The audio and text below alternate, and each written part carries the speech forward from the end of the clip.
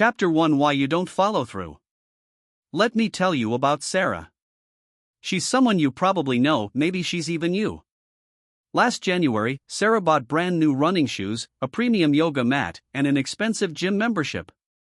She downloaded 3 different productivity apps, started an elaborate bullet journal, and committed to learning Spanish on Duolingo. She felt unstoppable. She felt like this was finally her year. By March, the running shoes were collecting dust in the closet, the yoga mat was rolled up behind the door, and the journal had blank pages after day 12.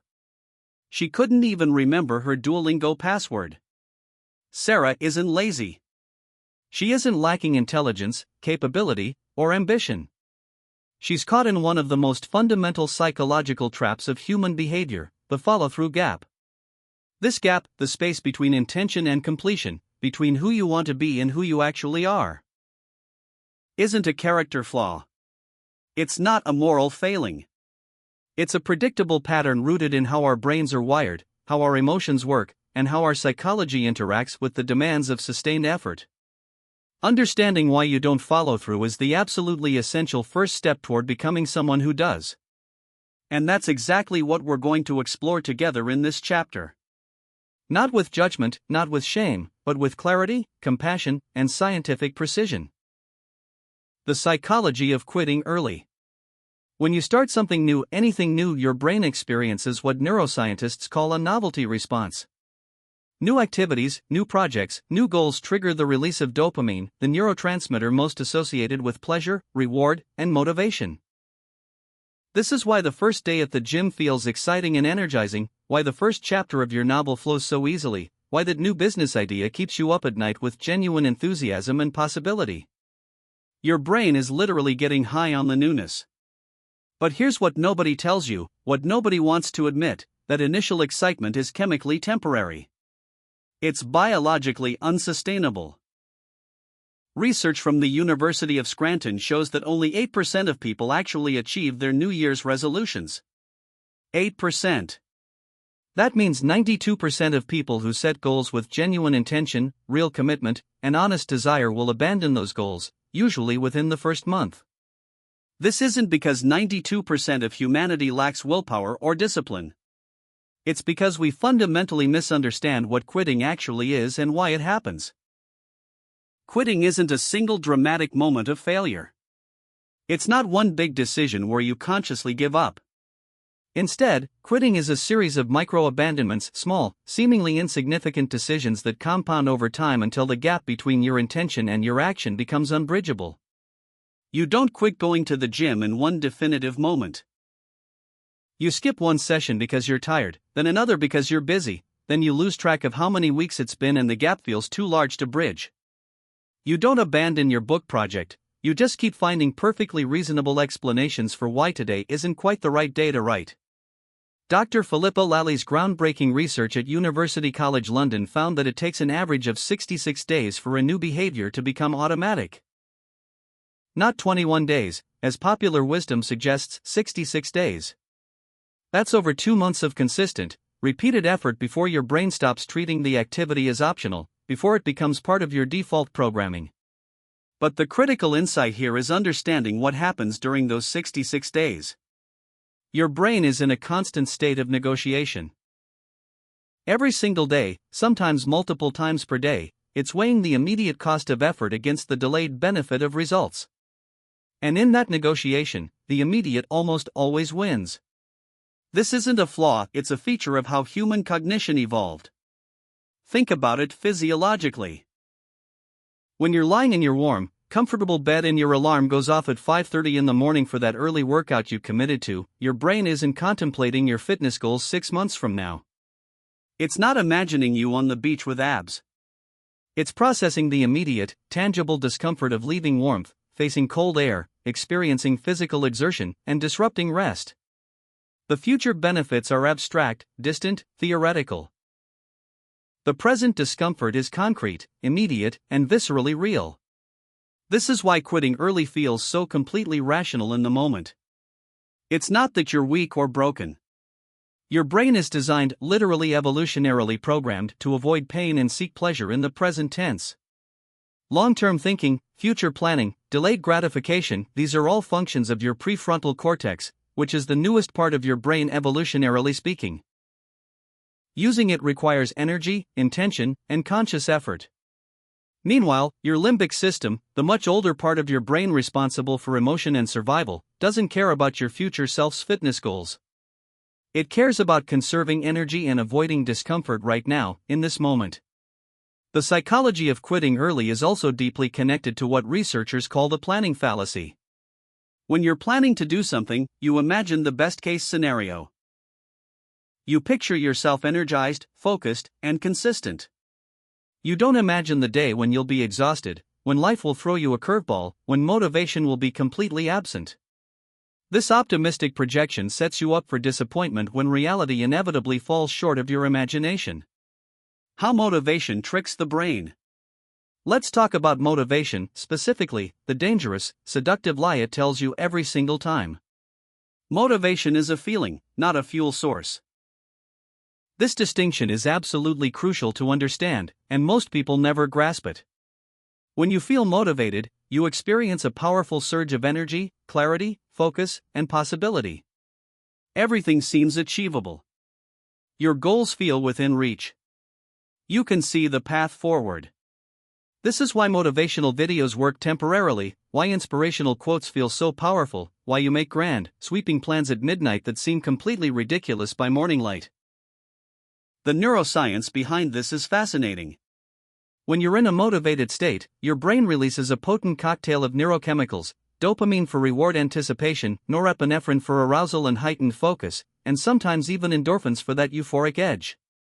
This chemical combination makes you feel invincible. You feel capable of absolutely anything.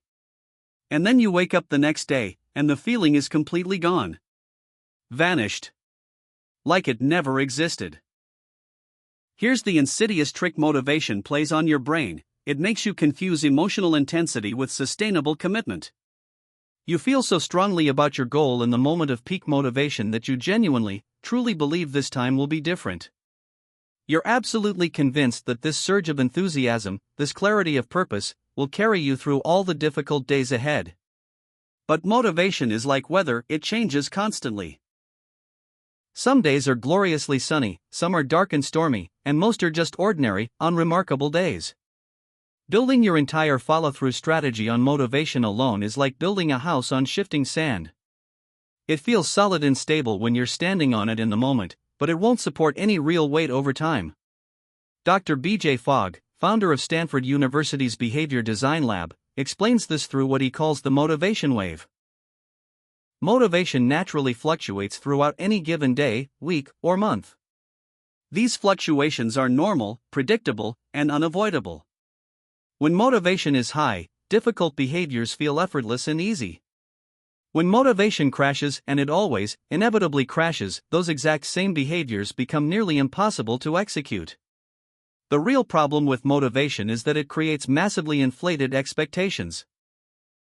When you're motivated to start a business, you imagine yourself as a successful entrepreneur giving TED Talks, not someone exhausted and alone processing invoices at 11 p.m. on a Friday night. When you're motivated to get fit, you picture the dramatic end result, the transformation photos, the compliments, the confidence, not the 100th repetition of an exercise you've grown to absolutely hate, done on a rainy Tuesday when you'd rather be anywhere else. This expectation inflation sets you up for profound disappointment. Reality can never match the emotional high of initial motivation. The actual work is slower, harder, more tedious, and infinitely more boring than the motivated version of you imagined it would be. And when reality falls short of expectations, even when you're making perfectly adequate, respectable progress, your brain interprets this discrepancy as failure. There's also a fascinating phenomenon psychologists call the licensing effect or self-licensing. When you feel motivated and make a detailed plan, your brain actually gives you a small dopamine reward just for the planning itself. You feel productive, accomplished, and successful just for deciding to do something. This premature reward can actually reduce your likelihood of following through because you've already received some of the emotional payoff without doing any of the actual work. Think carefully about how many times you've felt absolutely amazing after planning a project in detail, buying all the supplies, setting up the perfect system, or telling people enthusiastically about your new goal and then struggled enormously to actually execute even the first step. That planning high, that preparation satisfaction, tricked your brain into thinking you'd already accomplished something meaningful. Motivation also creates what I call the all or nothing trap. When you're highly motivated, you commit to the maximum version of your goal. You're going to work out 6 days a week, write for 2 hours every morning, completely overhaul your diet, wake up at 5 a.m., meditate daily, and learn a new language. But when motivation drops even slightly, maintaining that maximum effort becomes unsustainable, and rather than scaling back to something manageable, most people quit entirely. It's all or nothing, and nothing is easier than an unsustainable all. Emotional resistance and internal friction. Now we need to talk about the real enemy of follow-through, the force working against you every single day: emotional resistance. Emotional resistance is that heavy, sticky, almost physical feeling that appears precisely when it's time to do the thing you said you'd do. It's not laziness; calling it laziness is a fundamental misunderstanding. It's a sophisticated, powerful defense mechanism your brain deploys to protect you from discomfort, uncertainty, and potential failure. Dr. Stephen Pressfield, in his profound book The War of Art, calls this force simply the resistance, and he describes it with perfect accuracy. The closer you get to something truly meaningful to you, the stronger the resistance becomes. This explains the paradox that baffles so many people. You can scroll social media mindlessly for 3 hours without any resistance whatsoever, but you can't seem to sit down and write for even 15 minutes, even though writing matters infinitely more to you, even though it's connected to your deepest values and aspirations. Resistance doesn't show up for trivial things. It shows up for things that matter. Resistance manifests primarily as rationalization. Your brain becomes impressively creative at generating legitimate-sounding reasons why right now isn't the right time to act. You need to do more research first. You're too tired today to do good work. You'll start fresh on Monday with a clean slate. The conditions aren't quite perfect yet. You don't have exactly the right tools or knowledge. Someone else is probably already doing this better than you ever could anyway. These aren't excuses you're consciously, deliberately making up, they feel completely true. They feel like genuine insight, like rational thinking, like wisdom. That's what makes emotional resistance so incredibly dangerous and effective. It disguises itself as rational thought. Neurologically, what's happening during resistance is a conflict between different parts of your brain operating with different priorities. Your prefrontal cortex, the rational planning center, knows you should work on your goal. It understands long-term benefits. It remembers your commitments. But your amygdala, the ancient part of your brain that processes emotions and potential threats, interprets the discomfort of doing something difficult, uncertain, or potentially embarrassing as a legitimate threat to your well-being. It triggers a genuine stress response as if you were actually in physical danger. This is why starting a difficult task can feel physically uncomfortable in your body. Your heart rate might increase. You might feel tension or tightness in your chest. Your mind might race with anxious thoughts. You might feel a strong urge to escape, to do anything else. These are real, measurable physiological responses to perceived threat, even though the actual threat is just writing an email, making a phone call, or going for a run. Dr. Tim Pychyl, who has spent decades studying procrastination at Carleton University, found that procrastination is fundamentally about emotion regulation, not time management. We don't procrastinate because we're bad at managing our time. We procrastinate to avoid the negative feelings associated with a task: boredom, anxiety, insecurity, frustration, self-doubt, or fear of failure. Procrastination is emotional avoidance disguised as poor planning. The internal friction compounds exponentially because of what psychologists call cognitive dissonance, the mental discomfort that arises from holding contradictory beliefs simultaneously. You believe you're someone who follows through on commitments. You've told yourself this story about who you are. But your actual behavior shows otherwise. This creates intense psychological tension that your brain desperately tries to resolve, usually by either changing your beliefs about yourself, maybe I'm just not a disciplined person, or generating elaborate justifications for why this particular situation is different, special, or exceptional. Here's a concrete, specific example to illustrate this. Imagine you've committed to writing every morning before work. Day 1 feels fresh and exciting. Day 2 is fine, still motivated. By day 5, resistance appears like clockwork. Your brain starts the negotiation. Maybe I'm not actually a morning person.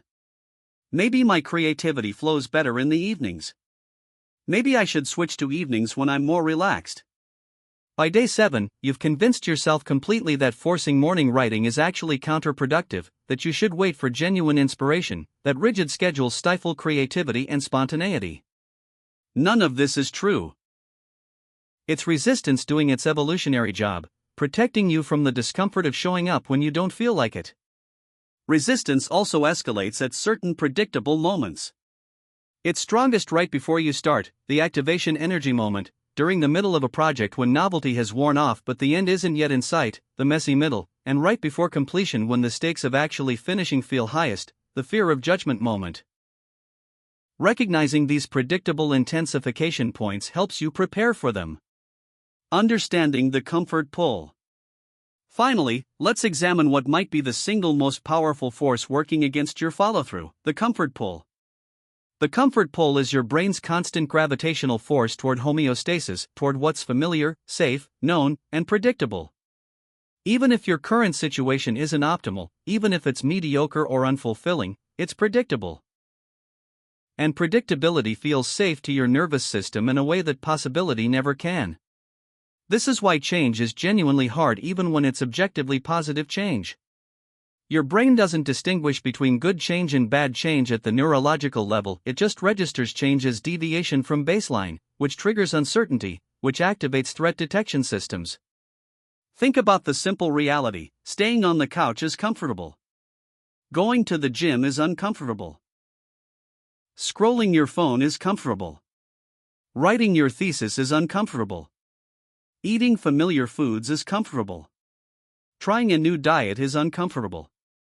Your current habits, even the unproductive or destructive ones, have become comfortable through sheer repetition. They're your baseline, your default, your normal. The comfort pull explains why you can know precisely what you should do and still not do it. Information isn't the problem, you're not failing because you don't know what to do. Implementation is the problem.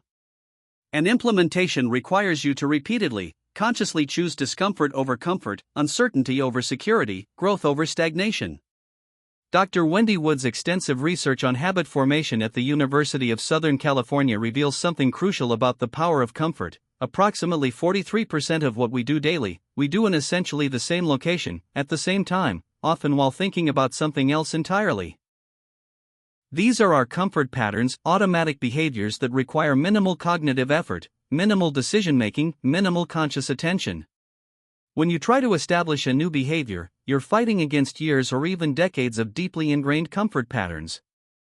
Your brain has literally wired itself for maximum efficiency around your current habits. Neural pathways for your existing behaviors are like wide, smooth highways, traffic flows fast and easy. The new behavior you're trying to establish? That's a narrow dirt path through dense woods. It takes significantly more effort, attention, and energy to travel. This is why the comfort pull is strongest at decision points, at moments of choice. When you're already in the flow of an activity, continuing isn't that difficult. Momentum carries you. But when you have to decide whether to start, that's when comfort screams loudest. The moment between your alarm going off and actually getting out of bed. The moment between sitting down at your desk and opening the intimidating document. The moment between arriving at the gym parking lot and actually walking inside the building. These brief transition moments, these decision points lasting only seconds, are where most follow-through dies quietly. The comfort pull also intensifies dramatically when you're stressed, tired, or emotionally depleted. Your prefrontal cortex. The part of your brain responsible for self-control, rational decision-making, and long-term planning runs on glucose and is highly sensitive to depletion. When you're exhausted, stressed, or emotionally overwhelmed, you have significantly fewer cognitive resources available to resist the comfort pull. This is why you can hold everything together all day at work, eating healthy and staying focused and being productive, but then come home and immediately collapse into Netflix and ice cream. It's not moral weakness or lack of discipline, it's cognitive resource depletion. Your brain is conserving its remaining energy by defaulting automatically to established comfort patterns. Here's the deeper, more profound truth about comfort pull that most people never understand. It's not actually about physical comfort. It's about emotional safety. Trying something new, working toward an ambitious goal, putting yourself out there, risking visibility, these activities all carry the real possibility of failure, judgment, disappointment, or embarrassment. Not trying carries no such risk. Not starting means you can't fail. Staying comfortable means staying safe from potential emotional pain.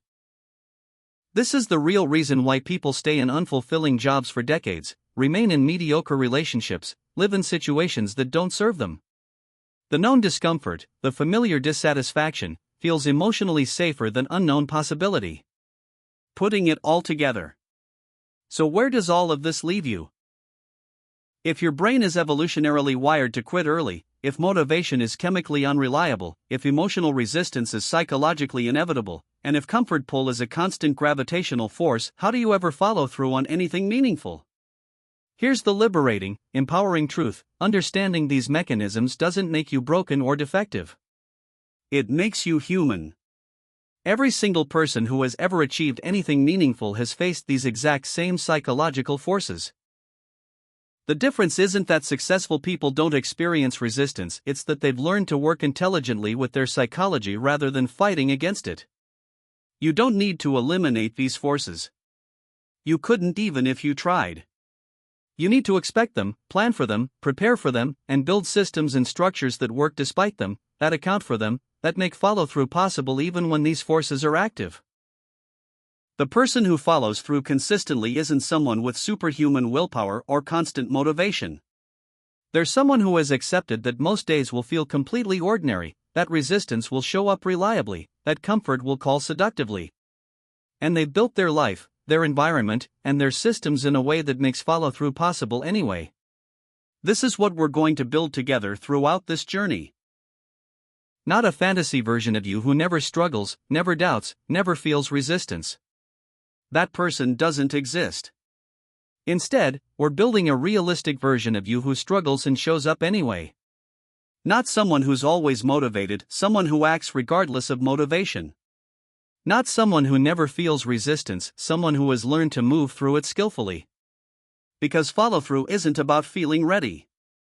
It's never about feeling ready. It's about showing up especially when you don't feel ready, especially when you don't want to, especially when every fiber of your being is screaming for comfort. In the chapters ahead, we'll build the practical systems, tools, and frameworks that make this possible. But first, take a moment to really let this sink in. Every time you've quit something, every time you didn't follow through, every abandoned project and broken commitment, it wasn't personal failure. It wasn't evidence that you're broken. It was predictable psychology playing out exactly as it's designed to. And predictable patterns can be systematically changed. You're not starting from scratch. You're starting from understanding. And that changes absolutely everything. Chapter 2: The Science of Consistency. If motivation is the spark, consistency is the fire that actually keeps you warm. In the previous chapter, we explored why you don't follow through. The psychological forces working against you. Now we're going to explore what actually works, what the science tells us about building behaviors that last, and how to become someone who shows up regardless of how they feel. Here's the truth that will set you free: consistency isn't a personality trait you're born with. It's not genetic. It's not a gift some people have and others don't. Consistency is a skill, a system, a set of environmental designs and behavioral techniques that anyone can learn and implement. And once you understand the science behind it, everything changes. Habit loops and behavioral conditioning. Let's start with the fundamental architecture of human behavior, the habit loop. This concept, popularized by Charles Duhigg in The Power of Habit and refined by researchers like Dr. Wendy Wood, is the foundation of everything you do automatically. Every habit.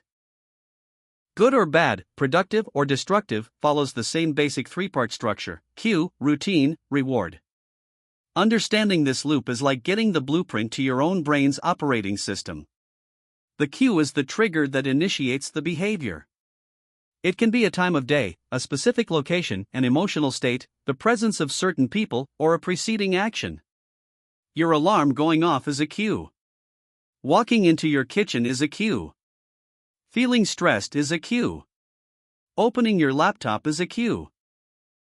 Cues are everywhere, constantly triggering behaviors you've linked to them through repetition. The routine is the behavior itself, the actual action you take in response to the cue. This is the visible part of the habit, the thing you actually do.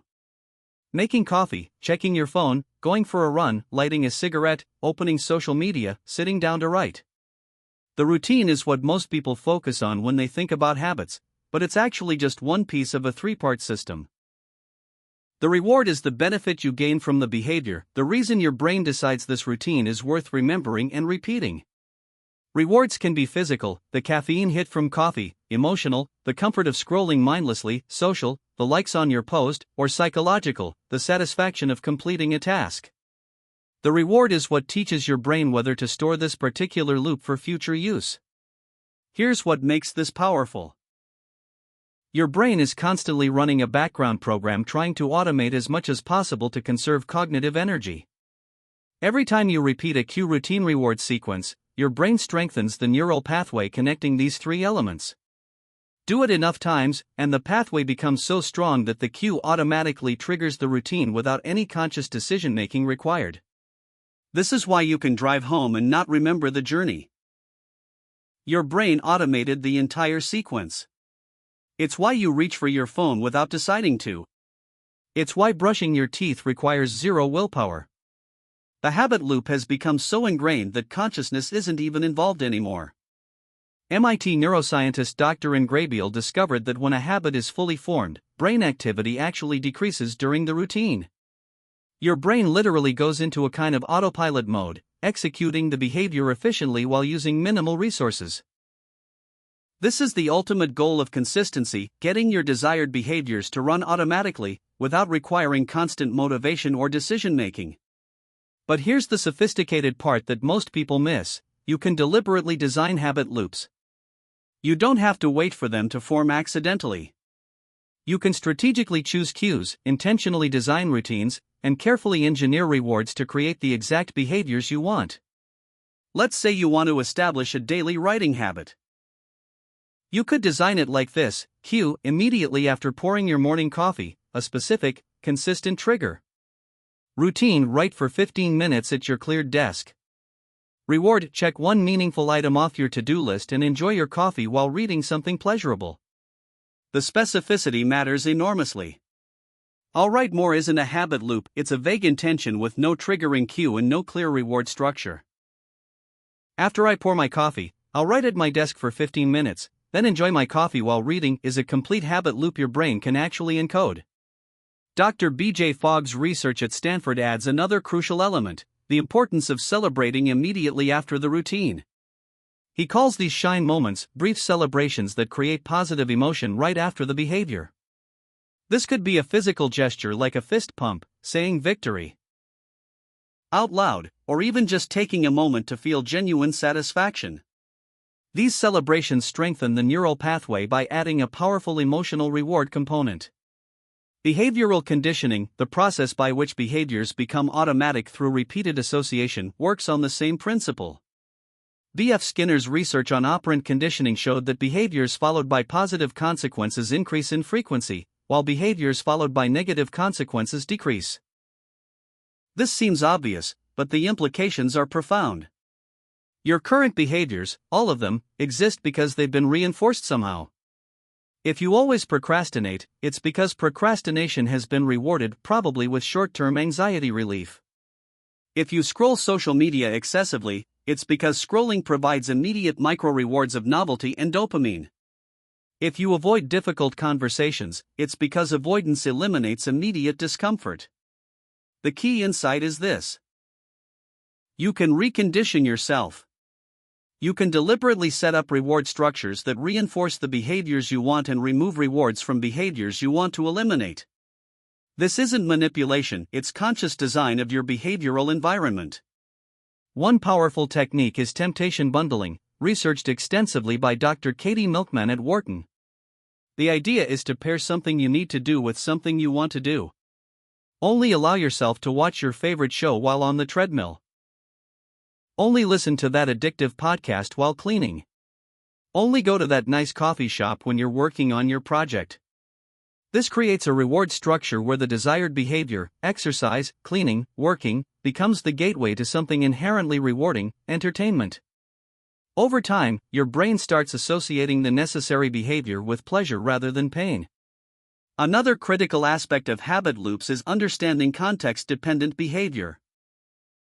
Your behaviors are heavily influenced by environmental cues, often ones you're not consciously aware of. Dr. Wendy Wood's research demonstrates that when people move to a new city, their ability to change habits increases dramatically, not because they suddenly developed more willpower, but because their environmental cues changed. This is why it's so hard to maintain new behaviors when you return to old environments. If you developed great routines during a wellness retreat but then return to the exact same home, job, and social environment, those new behaviors will struggle to survive because all your old cues are triggering old routines. The practical application: if you want to build new habits, you need to either create new environmental cues or modify existing ones. Set up a dedicated workspace. Lay out your workout clothes the night before. Delete apps from your phone. Change your route home to avoid the bakery. Rearrange your furniture. These aren't minor details, they're environmental redesigns that support new habit loops. Why discipline is more reliable than motivation. Now let's talk about why discipline, real discipline, is fundamentally different from motivation and infinitely more reliable. Motivation, as we discussed, is a feeling. It comes and goes like weather. Discipline is a practice. It's a skill you develop through repetition, not an emotion you wait to feel. The word discipline comes from the Latin disciplina, meaning teaching or learning. A disciple is a student, someone who follows a teaching. Discipline, properly understood, isn't about punishment or rigid control, it's about following a practice regardless of how you feel in the moment. Here's the psychological distinction that changes everything. Motivation asks, do I feel like doing this? Discipline asks, is this what I do? One is negotiable, the other is identity-based. When you're operating from motivation, every single instance of the behavior requires a decision. Should I go to the gym today? Should I work on my project? Should I eat healthy?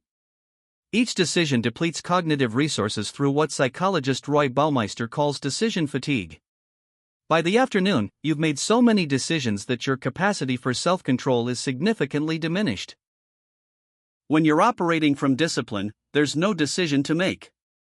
You go to the gym on Mondays, Wednesdays, and Fridays because that's what you do. The behavior is part of your identity, your routine, your non-negotiable structure. It's like brushing your teeth, you don't debate it, you don't wait to feel motivated, you just do it because it's part of being you. James Clear, in Atomic Habits, emphasizes this identity-based approach to behavior change. Instead of focusing on outcomes, I want to lose 20 pounds, or processes, I'm going to go to the gym 4 times a week, focus on identity, I am someone who doesn't miss workouts. The identity shift is powerful because it moves behavior from something you're trying to do to something you are. This explains why some people can maintain behaviors effortlessly that others struggle with endlessly. It's not that they have more willpower or better genetics. They've internalized the behavior as part of their identity. They're not trying to be consistent, they're being consistent because that's who they are. But how do you develop discipline? How do you transform from someone who needs motivation to someone who has discipline? The answer is surprisingly simple, though not easy, through practice. Discipline is like a muscle, it gets stronger through use. Every time you do something you said you'd do, especially when you don't feel like it, you're building discipline. Every time you honor a commitment to yourself despite resistance, you're strengthening that muscle. This is why starting small is so critical. If you try to build discipline by taking on massive challenges while your discipline muscle is weak, you'll fail and damage your self-trust. But if you start with commitments so small you can't fail. Writing one sentence, doing 5 push-ups, meditating for 2 minutes, you build a track record of honoring your word to yourself. That track record becomes evidence.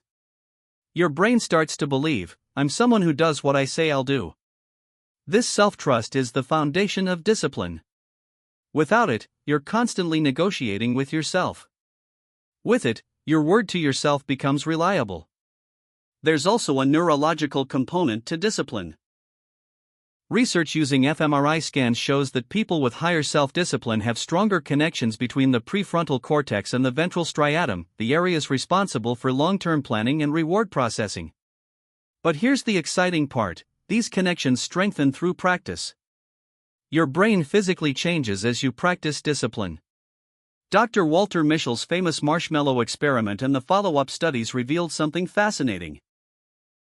Children who could delay gratification, a form of discipline, had better life outcomes decades later.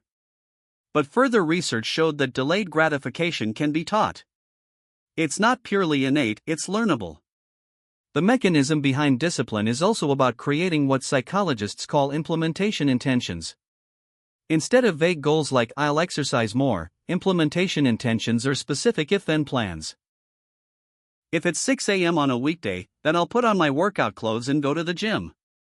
Research by Dr. Peter Gollwitzer shows that implementation intentions dramatically increase follow-through rates because they remove the decision-making moment. You've pre-decided. The cue, 6 a.m. on a weekday, automatically triggers the response, workout clothes and gym, without requiring motivation or willpower.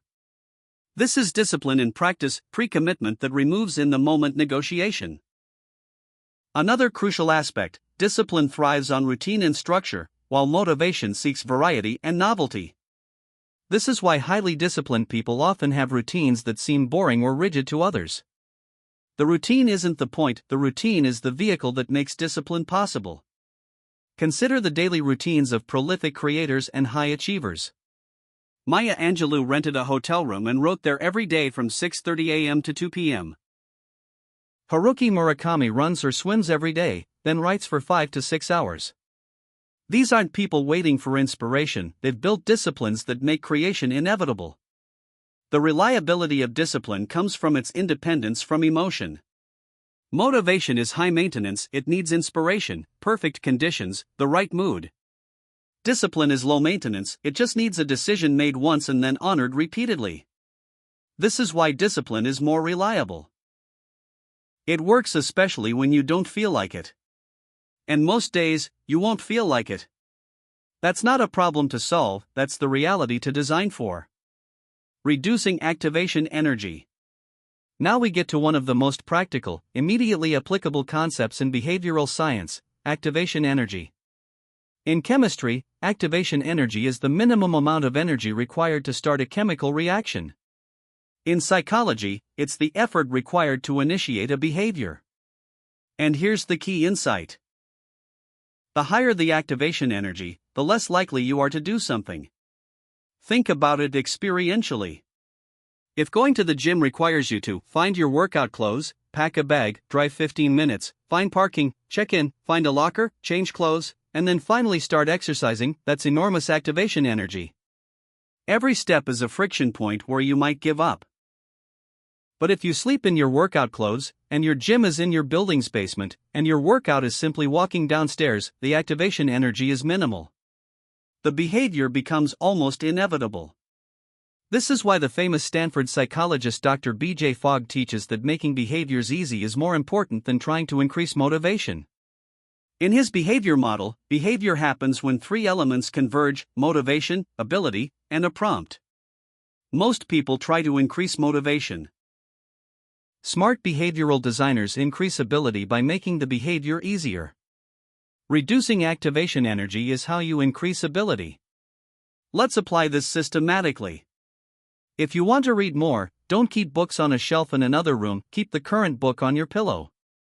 When you get into bed, you have to move the book, which naturally prompts reading. If you want to eat healthier, don't rely on willpower when you're hungry, pre-cut vegetables and have them visible at eye level in your fridge. Make the healthy choice the easy choice. The inverse is equally powerful: increase activation energy for behaviors you want to reduce. If you want to scroll social media less, delete the apps from your phone. You can still access social media through a browser, but the added friction of typing in the URL, logging in, and dealing with the poor mobile browser interface dramatically reduces usage. Author James Clear calls this environment design, and he argues it's more important than willpower. If you have to use willpower every single time you want to do the right thing, you'll eventually fail because willpower is a limited resource. But if you design your environment so the right thing is the easy thing, you can succeed indefinitely. Consider the research by Dr. Brian Wansink on eating behavior. He found that people ate significantly more chocolate when it was on their desk versus in a desk drawer versus across the room. The behavior didn't change because of motivation. It changed because of proximity and ease. One powerful technique for reducing activation energy is batching preparation. Instead of making each instance of a behavior require full preparation, prepare once for multiple instances. Meal prep on Sunday for the entire week. Lay out a week's worth of workout clothes. Write your daily tasks for the week in one planning session. This front-loads the activation energy you pay at once instead of repeatedly. Each subsequent instance requires minimal energy to execute. Another technique is the 2-minute rule, popularized by David Allen and James Clear. The idea is simple: when starting a new habit, it should take less than 2 minutes to do. Want to establish a yoga practice? Start with the habit of rolling out your mat. Want to write daily? Start with the habit of opening your document and writing one sentence. This seems trivially small, and that's exactly the point. The goal isn't to accomplish something meaningful in 2 minutes. The goal is to establish the habit of showing up with minimal activation energy. Once showing up becomes automatic, you can gradually increase the scope. The psychological principle here is that starting is the hardest part.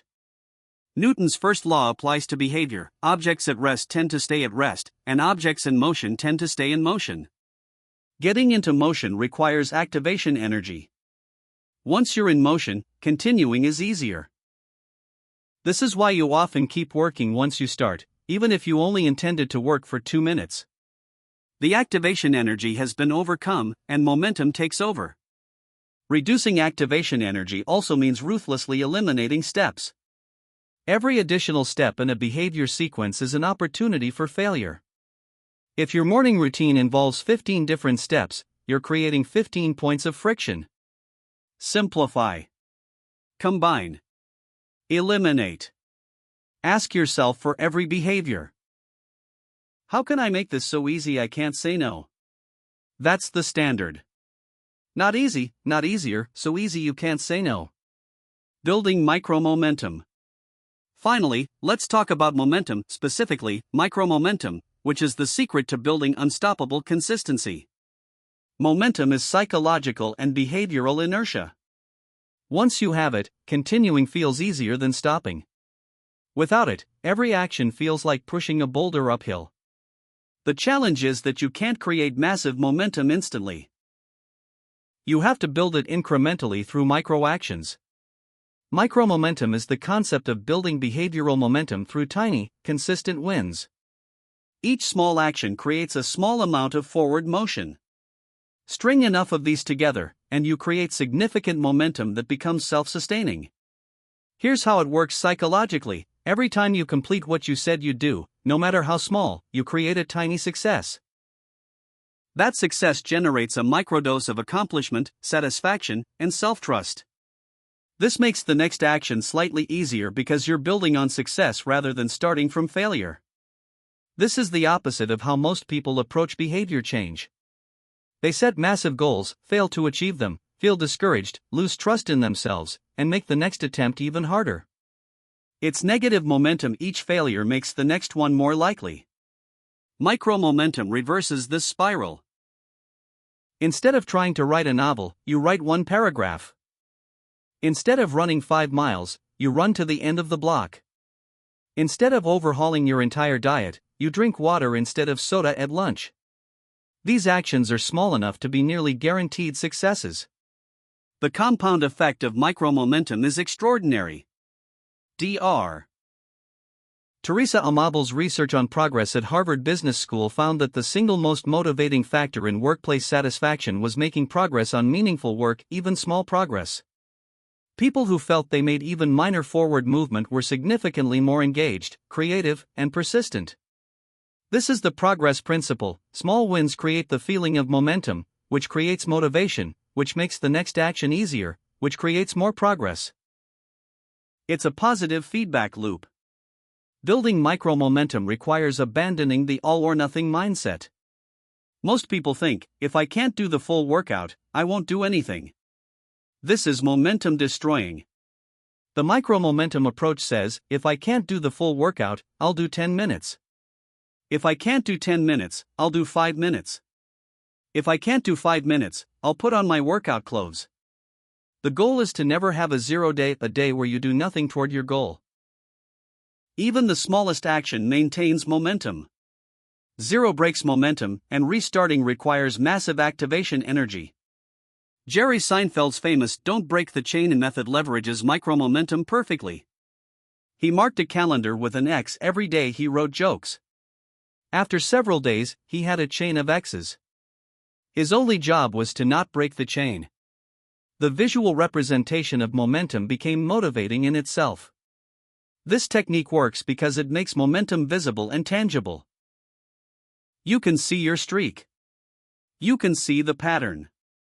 Breaking it feels like destroying something you've built, which creates psychological resistance to quitting. Micromomentum also works through identity reinforcement. Each small action is a vote for the type of person you want to become. As James Clear writes, every action is casting a vote for your identity. You don't need a majority in one day, you need a majority over time. Each small action, each maintained streak, is evidence that you're becoming that person. The neuroscience supports this. Each time you successfully complete an intended behavior, you strengthen the neural pathway for that behavior and release a small amount of dopamine. This makes the behavior slightly more automatic and slightly more rewarding. Over time, these microchanges accumulate into significant behavioral transformation. Another aspect of micromomentum is strategic sequencing. Start with your easiest wins to build momentum, then use that momentum to tackle harder challenges. Don't start your day with your most difficult, highest resistance task if your momentum is 0. Start with something achievable, build some momentum, then leverage that to address the hard stuff. This might seem counterintuitive. Conventional productivity advice often says eat the frog and do the hardest thing first. But that advice assumes you have momentum to spend. If you don't, starting with difficulty often leads to procrastination and avoidance. Building momentum first can make the difficult task easier. Micromomentum also means celebrating small wins explicitly. Don't wait until you've achieved the ultimate goal to acknowledge progress. Celebrate the streak. Celebrate showing up. Celebrate the tiny improvement. These celebrations aren't frivolous, they're reinforcement mechanisms that strengthen behavior. The compound effect of micromomentum over time is genuinely extraordinary. Improving by just 1% every day for a year results in being 37 times better. The math is simple. 1.01 carat 365 equals 37.78. This is the power of consistency compounding. But it works in reverse too. Getting 1% worse every day, 0.99 carat 365 equals 0.03. You decline to nearly 0. This is why consistency matters so profoundly. The trajectory compounds in whichever direction you're moving. Putting it all together. So here's what we know: habits run on loops: cue, routine, reward, and you can deliberately design these loops to encode the behaviors you want. Discipline is more reliable than motivation because it's identity-based and decision-free, built through practice and honored commitments. Activation energy determines behavior likelihood, and you can engineer your environment to make right actions easy and wrong actions hard. Micromomentum builds through small, consistent wins that compound over time into massive transformation. These aren't separate concepts, they work together as an integrated system for building consistency. You design a habit loop with minimal activation energy. You practice honoring that commitment to build discipline. Each successful completion builds micro-momentum. The momentum makes the next instance easier. The ease increases the likelihood of success. Success builds more momentum. The cycle becomes self-reinforcing. This is how you become consistent, not through superhuman effort, not through perfect motivation, but through intelligent design of your behavioral environment and patient accumulation of small wins. In the next chapter, we'll explore how to manage the emotional and psychological challenges that arise even when you've built solid systems. Because systems are necessary but not sufficient. You also need psychological tools for the inevitable moments when everything feels hard. But for now, understand this: consistency is available to you. It's not reserved for special people with rare traits. It's a science, a system, a skill you can learn. And you're learning it right now. Chapter 3: Tools to Force Yourself into Action. There's a moment that defines your entire life. It's not dramatic. It's not once in a lifetime. It happens multiple times every single day. It's the moment between knowing what you should do and actually doing it. That gap, those few seconds of hesitation, negotiation, and resistance, is where your future is decided. Most people lose in that moment. They wait for readiness that never comes. They negotiate with themselves until the opportunity passes. They let resistance win so many times that it becomes their default pattern. But there's another way. There are specific, proven tools you can use to force yourself into action even when every fiber of your being wants to stay comfortable. These aren't motivational tricks or mindset hacks. These are behavioral interventions based on psychology and neuroscience that work regardless of how you feel. In this chapter, you're going to learn exactly how to interrupt your own patterns of avoidance and procrastination. You're going to learn how to engineer your environment so that action becomes inevitable. And you're going to learn how to use external accountability to override your brain's comfort-seeking tendencies. These tools work. But only if you actually use them. The 5-minute rule. Let's start with perhaps the most powerful and immediately applicable tool in this entire chapter, the 5-minute rule. This single technique has probably created more consistent action in the world than any other behavioral strategy, and once you understand why it works, you'll use it for the rest of your life. Here's the rule in its simplest form: when you're facing resistance to starting a task, commit to doing it for just 5 minutes. Not until it's done. Not until you feel like stopping. Just 5 minutes. After 5 minutes, you have full permission to stop if you want to. That's it. That's the entire technique. And it's devastatingly effective. Why does something so simple work so well? Because it addresses the fundamental psychology of resistance we discussed in Chapter 1. Your brain isn't actually resisting the entire task, it's resisting the discomfort of starting and the perceived burden of the whole project. When you commit to just 5 minutes, you're removing both of those barriers. 5 minutes isn't threatening. Your brain can't generate convincing arguments against 5 minutes. I don't have time doesn't work, you have 5 minutes.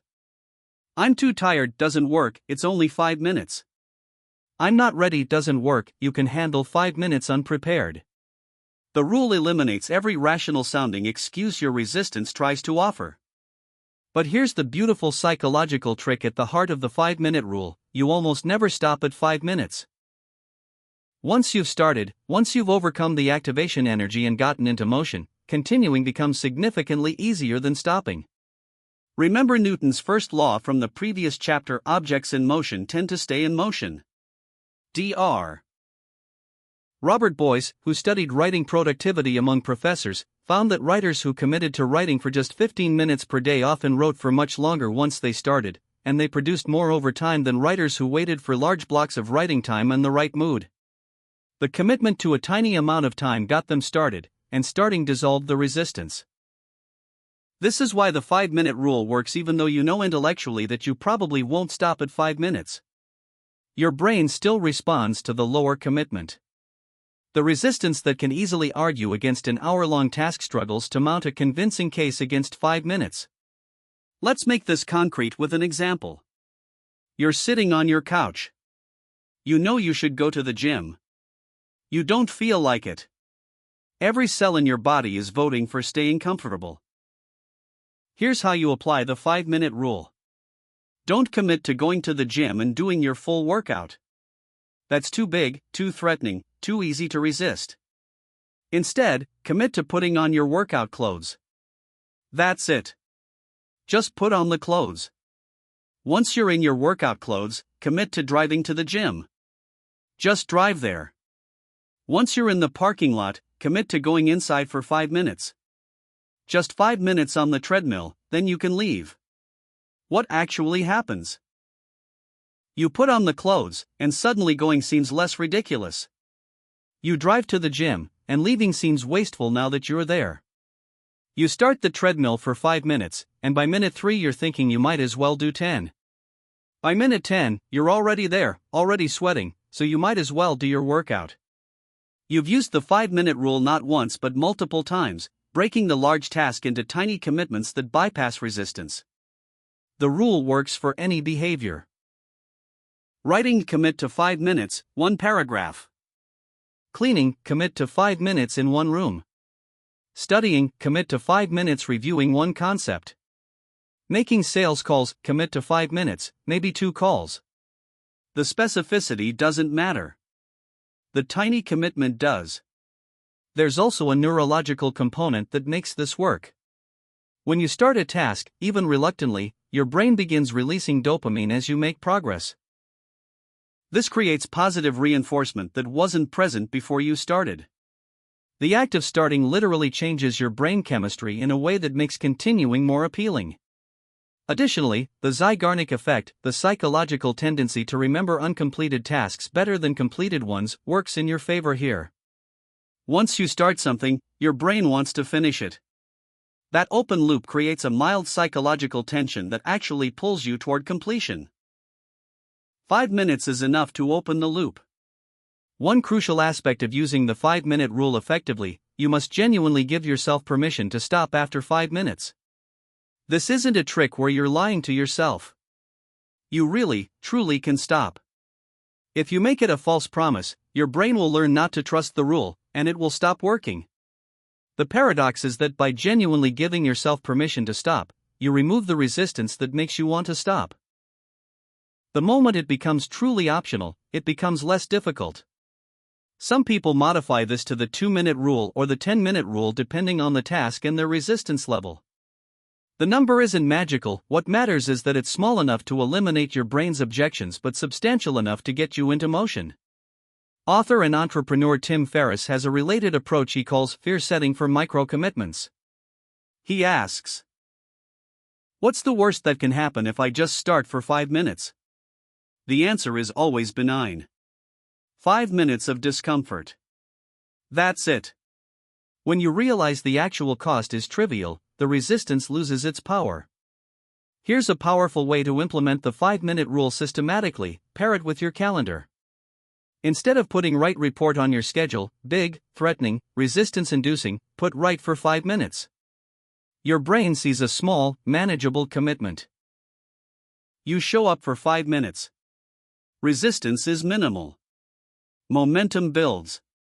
The 5-minute rule also combats perfectionism beautifully.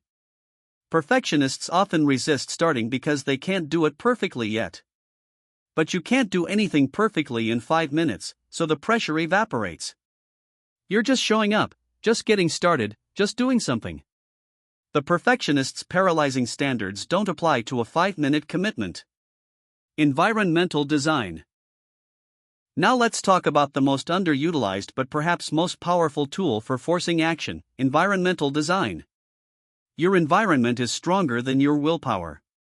Always. If you're relying on willpower to overcome a bad environment, you will lose eventually. But if you design your environment correctly, right action becomes automatic and wrong action becomes difficult. James Clear puts it perfectly: environment is the invisible hand that shapes human behavior. You are not separate from your environment, you are constantly responding to it, usually unconsciously. Every object you see, every option available, every cue present in your surroundings is influencing your behavior in ways you don't even notice. The fundamental principle of environmental design is this: make the desired behavior the path of least resistance, and make the undesired behavior require significant effort. Let's start with physical environment design. If you want to read more, where are your books? If they're on a shelf in another room, you've designed an environment where reading requires effort: getting up, going to another room, finding the book, bringing it back. Compare that to keeping your current book on your nightstand, on your coffee table, in your bag. Now reading is the easiest option when you have a spare moment. Dr. Brian Wansink's research at Cornell's Food and Brand Lab demonstrated this principle dramatically with food. In one study, office workers who had candy on their desks ate an average of 9 pieces per day. When the candy was moved to a desk drawer, just 2 feet away but out of sight, consumption dropped to 6 pieces. When moved across the room, it dropped to 4 pieces. The behavior changed not because motivation changed, but because environment changed. Apply this ruthlessly to your own life. If you want to stop wasting time on your phone first thing in the morning, don't keep it next to your bed. Put it in another room, plug it in there at night, and use an actual alarm clock.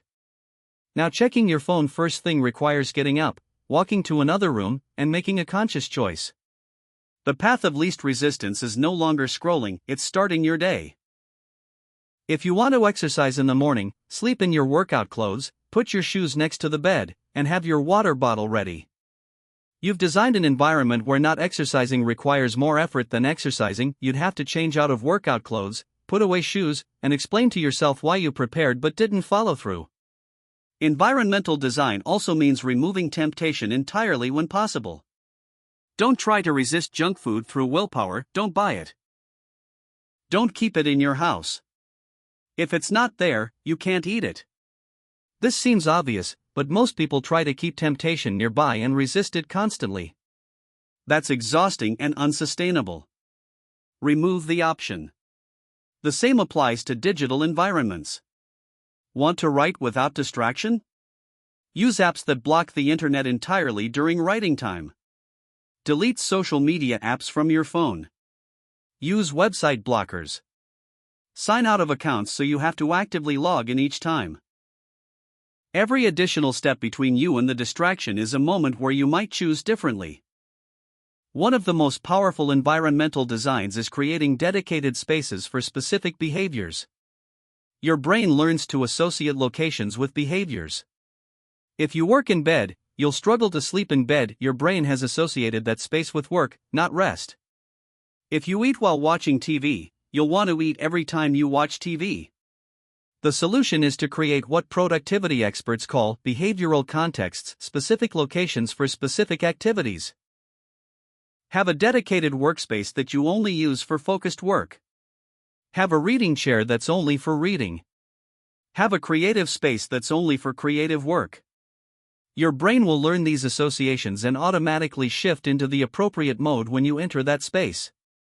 This is why coffee shops are so popular for work. They're a different environment, free from the behavioral cues of home. Going to the coffee shop is an environmental trigger that tells your brain now we work. You can create similar effects at home through environmental modification. Rearrange furniture.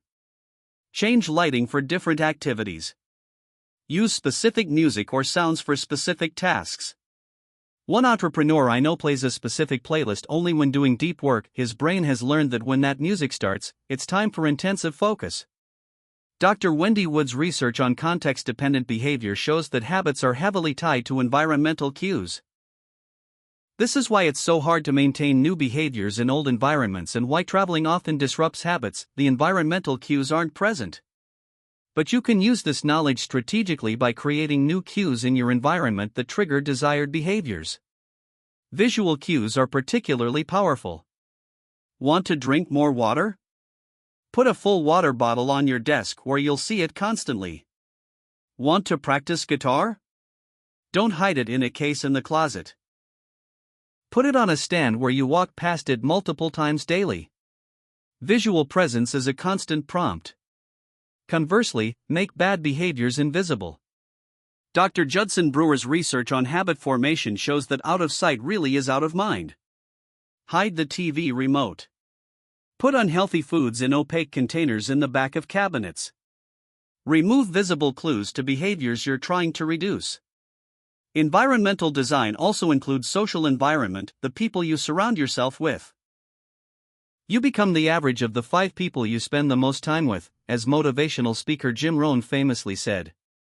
This isn't just motivational speaking, it's backed by decades of research on social contagion and behavioral modeling.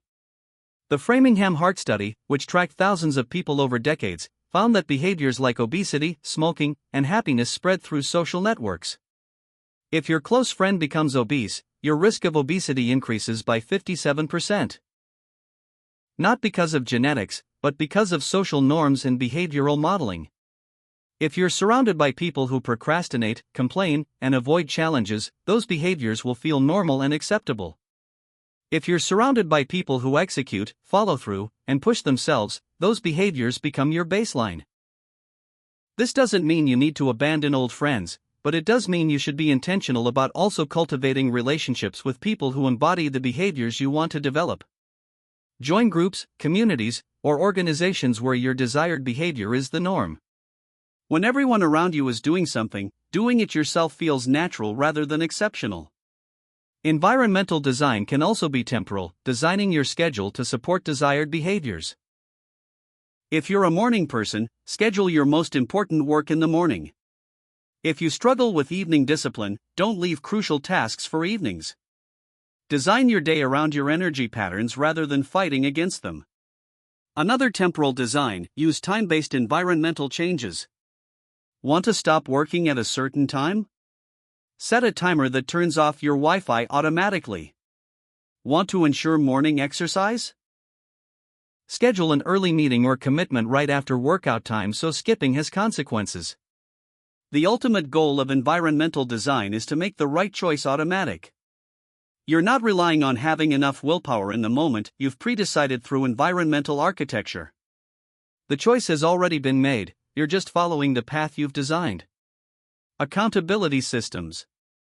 Now let's discuss accountability.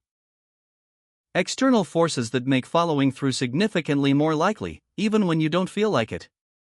Accountability is often misunderstood as someone checking up on you, but properly designed accountability is much more sophisticated and powerful than that.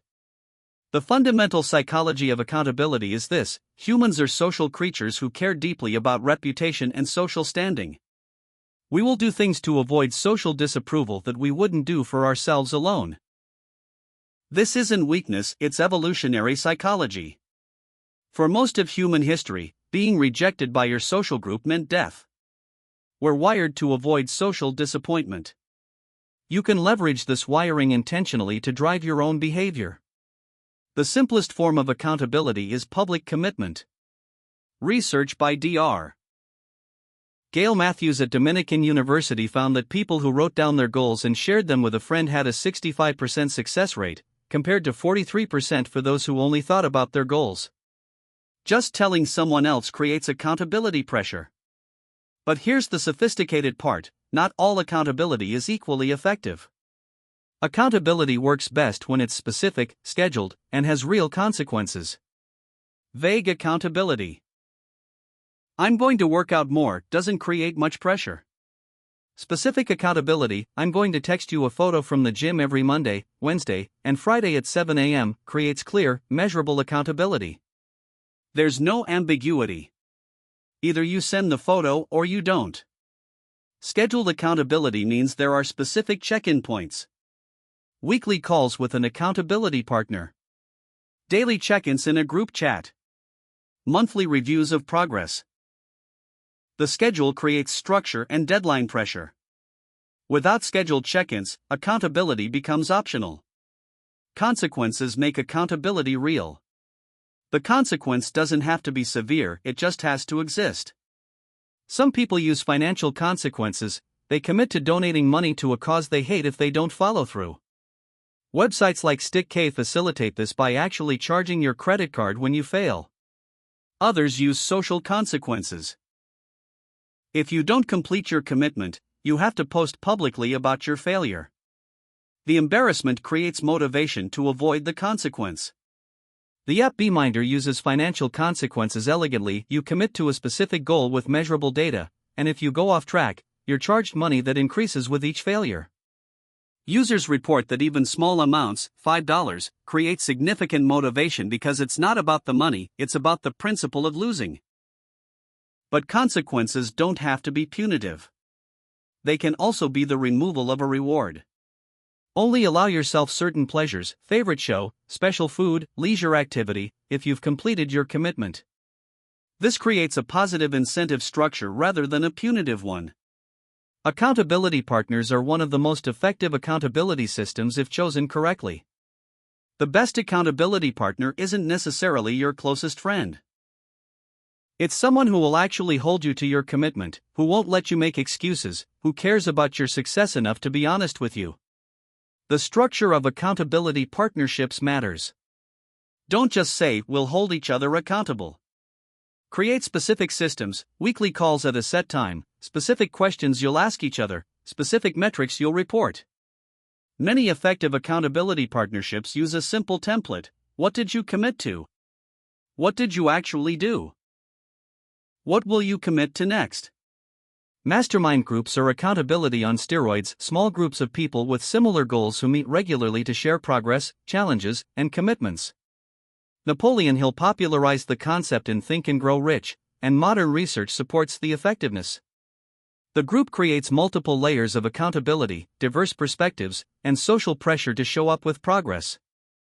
Some people hire coaches specifically for accountability. Yes, coaches provide expertise and guidance, but often their primary value is accountability. You're paying someone to care about your progress and to call you on your excuses. The financial investment creates additional motivation. You don't want to waste money by not following through. Public accountability through social media can work, but it's tricky. Research shows that publicly announcing goals can sometimes reduce motivation to achieve them because you get social rewards, likes, comments, encouragement, just for announcing, which provides some of the satisfaction you were seeking from actual achievement. This is the same licensing effect we discussed earlier. If you use public accountability, make it progress-based rather than intention-based. Don't post "I'm going to write a book." Post "I wrote 1,000 words today" after you've already done it. You're sharing evidence, not promises. Accountability apps and tracking systems create a form of data-driven accountability. Apps like Habitica gamify habit tracking. Apps like Productive or Streaks show your streak and make breaking it feel like losing progress. The visible tracking creates accountability to the system itself. Many people find that tracking alone, without any external accountability, creates internal accountability. When you track your behavior, you create awareness. When you have data showing that you've worked out 14 days in a row, breaking that streak feels like destroying something valuable. The streak itself becomes the accountability mechanism. Jerry Seinfeld's "Don't Break the Chain" method we mentioned earlier works partially through this self-accountability to the visible streak. There's also professional accountability. Accountability built into job structures, deadlines, and professional commitments. This is why many people are more consistent with work commitments than personal ones. The accountability is built in, unavoidable, and has clear consequences. You can create similar structures for personal goals. Commit to deadlines with others involved. Promise to deliver something to someone by a specific date. Create situations where your failure to follow through affects others, not just yourself. This isn't manipulation, it's intelligent design of motivation systems. Group challenges create mutual accountability. Fitness challenges where a group commits to a 30-day program together. Writing groups where everyone commits to weekly word counts. The group creates both support and accountability. You don't want to be the one who lets the group down. One powerful but underused form of accountability to your future self. Write a letter to yourself explaining why you're committed to this goal and what it means to you. Read it when motivation is low. Record a video of yourself at peak commitment explaining your reasons and your plan. Watch it when resistance shows up. This creates temporal accountability. You're accountable to the version of yourself who made the commitment when clarity and motivation were high. The key to making accountability work is choosing the right level for you. Some people need intense accountability with real consequences. Others just need a gentle reminder system. Match the accountability to your personality and the importance of the goal. And here's something crucial: accountability should support you, not shame you. The goal isn't to feel bad when you fail, it's to make follow-through more likely. If your accountability system makes you feel terrible rather than motivated, redesign it. How to interrupt procrastination instantly. Finally, let's talk about the moment of procrastination itself, when you're actively avoiding the thing you should be doing. You need tools that work in that specific moment to interrupt the pattern and redirect yourself into action. The first technique, the 10-second rule. The moment you think of something you should do, count backward from 10 and then move. 10987654321 Don't think, don't negotiate, just count and move. Mel Robbins popularized this as the 5-second rule in her book of the same name, and while the exact count doesn't matter, the principle is brilliant. Why does counting work? It interrupts the rumination and planning that procrastination uses to justify inaction. When you're counting, you can't simultaneously generate reasons not to act. The countdown creates a commitment. When you reach 1, you've implicitly committed to action. The physical movement is crucial. Don't just think about doing the thing, physically move your body toward doing it. Stand up. Walk toward your workspace. Open the document. Pick up the phone. Physical movement creates momentum that mental planning doesn't. Another instant intervention, the if-then interrupt. When you notice yourself procrastinating, scrolling, snacking, tidying instead of working, immediately implement a pre-planned if-then. If I catch myself procrastinating, then I immediately do one small action toward my real task. The small action could be opening the file, reading one paragraph, writing one sentence, making one phone call, anything that breaks the procrastination pattern and creates motion toward the real goal. Dr. Peter Gulwitzer's research on implementation intentions shows that these if-then plans are dramatically more effective than vague intentions because they create automatic behavioral responses. You're not deciding in the moment, you're executing a pre-decision. Pattern interrupts from cognitive behavioral therapy are also powerful. When you notice procrastination, physically interrupt yourself. Stand up, shake your body, take 3 deep breaths, say reset out loud. This creates a clear break between the procrastination behavior and what comes next. The physical interruption signals to your brain that you're changing states. It's similar to how actors use physical gestures to shift into character. You're using physical action to shift into productive mode. One technique I've found remarkably effective, the procrastination audit. When you catch yourself procrastinating, pause and ask these 3 questions. What am I avoiding? Why am I avoiding it? What's the actual fear or discomfort? What's the smallest possible step I could take right now? This creates metacognitive awareness, thinking about your thinking. Often just identifying the real source of resistance, fear of failure, uncertainty about how to start, anxiety about judgment, reduces its power. And identifying the smallest possible step gives you a clear, non-threatening action to take. Another instant technique, the power hour. Commit to 1 hour of focused work with your phone in another room, internet blocked, and a timer running. Just 1 hour. You can do anything for 1 hour. This works because it's time-bound, reducing the sense of endless burden, and distraction-free, removing escape routes. During that hour, use the Pomodoro technique, 25 minutes of work, 5-minute break, repeat. The short intervals make sustained focus feel achievable, and the scheduled breaks give you something to look forward to. Environmental instant interventions, change your location immediately. If you're procrastinating at your desk, go to a coffee shop.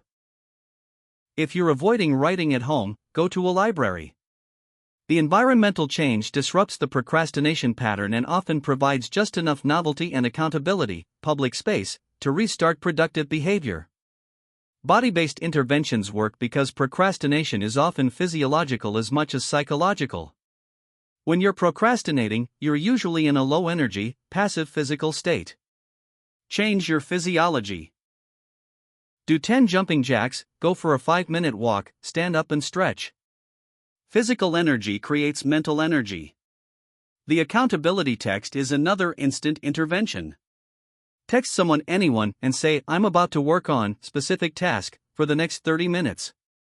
The act of telling someone creates immediate accountability and makes starting more likely. Some people use what's called the terrible first draft technique for creative procrastination.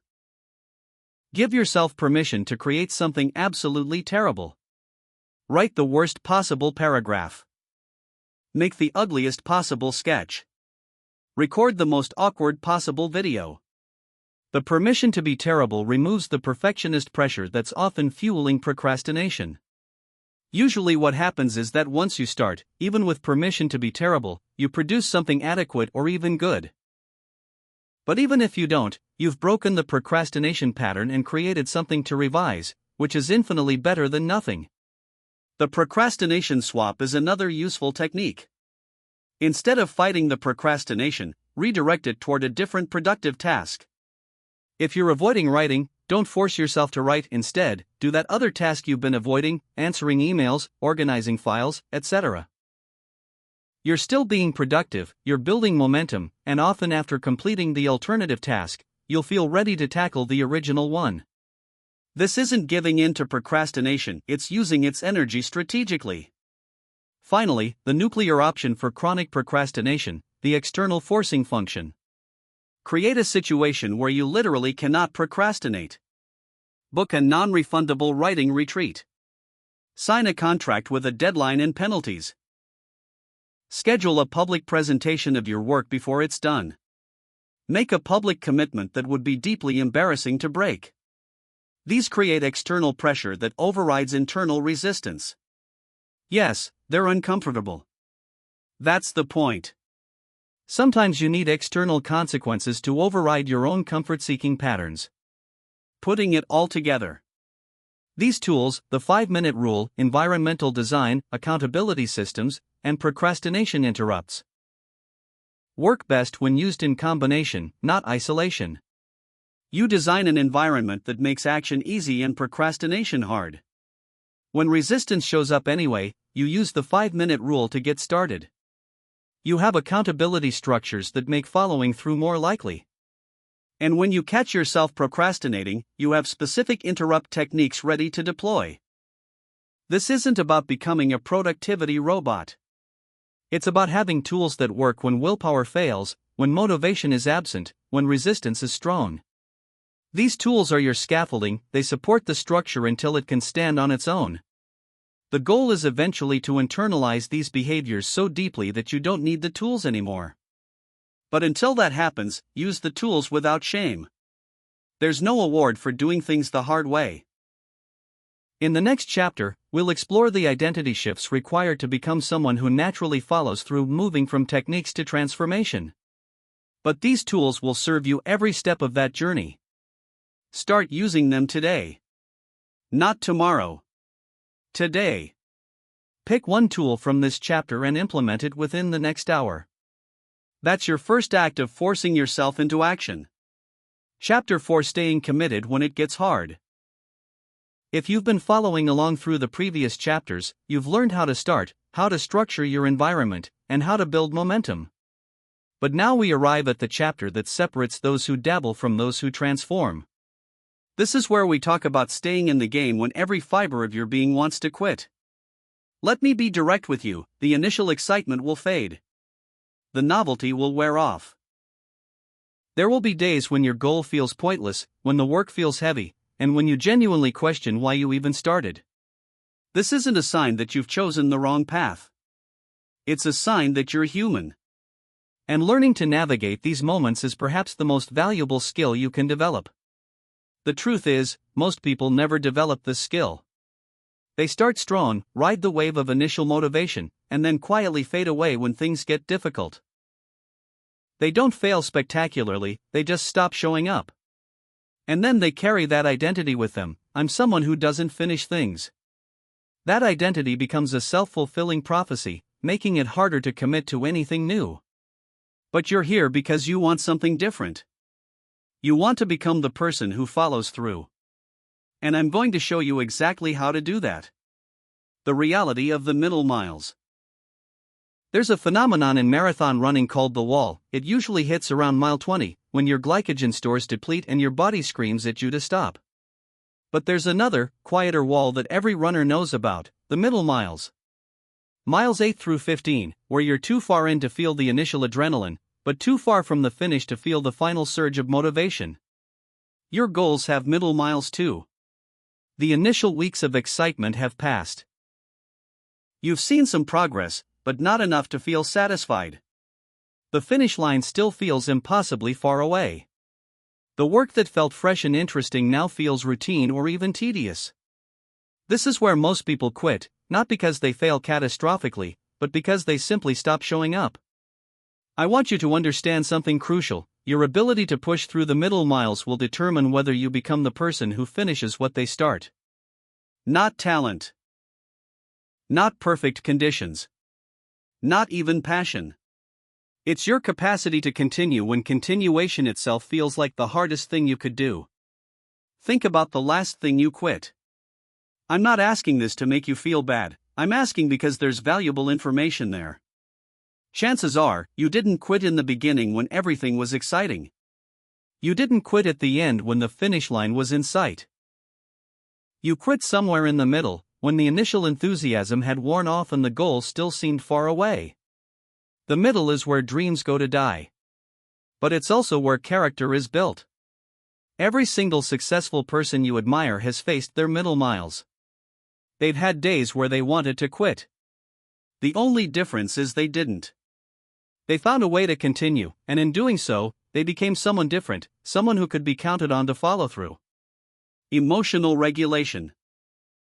The foundation of follow-through.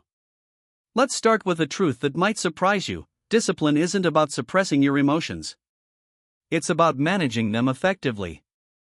The person who finishes what they start hasn't eliminated feelings of boredom, frustration, or doubt, they've simply learned not to be controlled by them. Think of your emotions like weather patterns. On a sunny day, going for a run feels natural and easy. But a disciplined runner doesn't only run on sunny days. They run in the rain, in the cold, in the oppressive heat. They don't deny that the weather affects them, they simply don't let it make their decisions. Most people operate under what psychologists call emotional reasoning, the assumption that because you feel a certain way, it must be true or it must dictate your actions. I feel unmotivated, therefore I can't work on my project. I feel bored, therefore this must not be worth doing. But feelings are just feelings. They're data points, not commands. Here's a powerful technique I want you to practice: emotional labeling. When you notice resistance, boredom, or frustration rising, pause for just 10 seconds. Name what you're feeling with precision. Not just "I feel bad," but "I'm experiencing boredom mixed with self-doubt."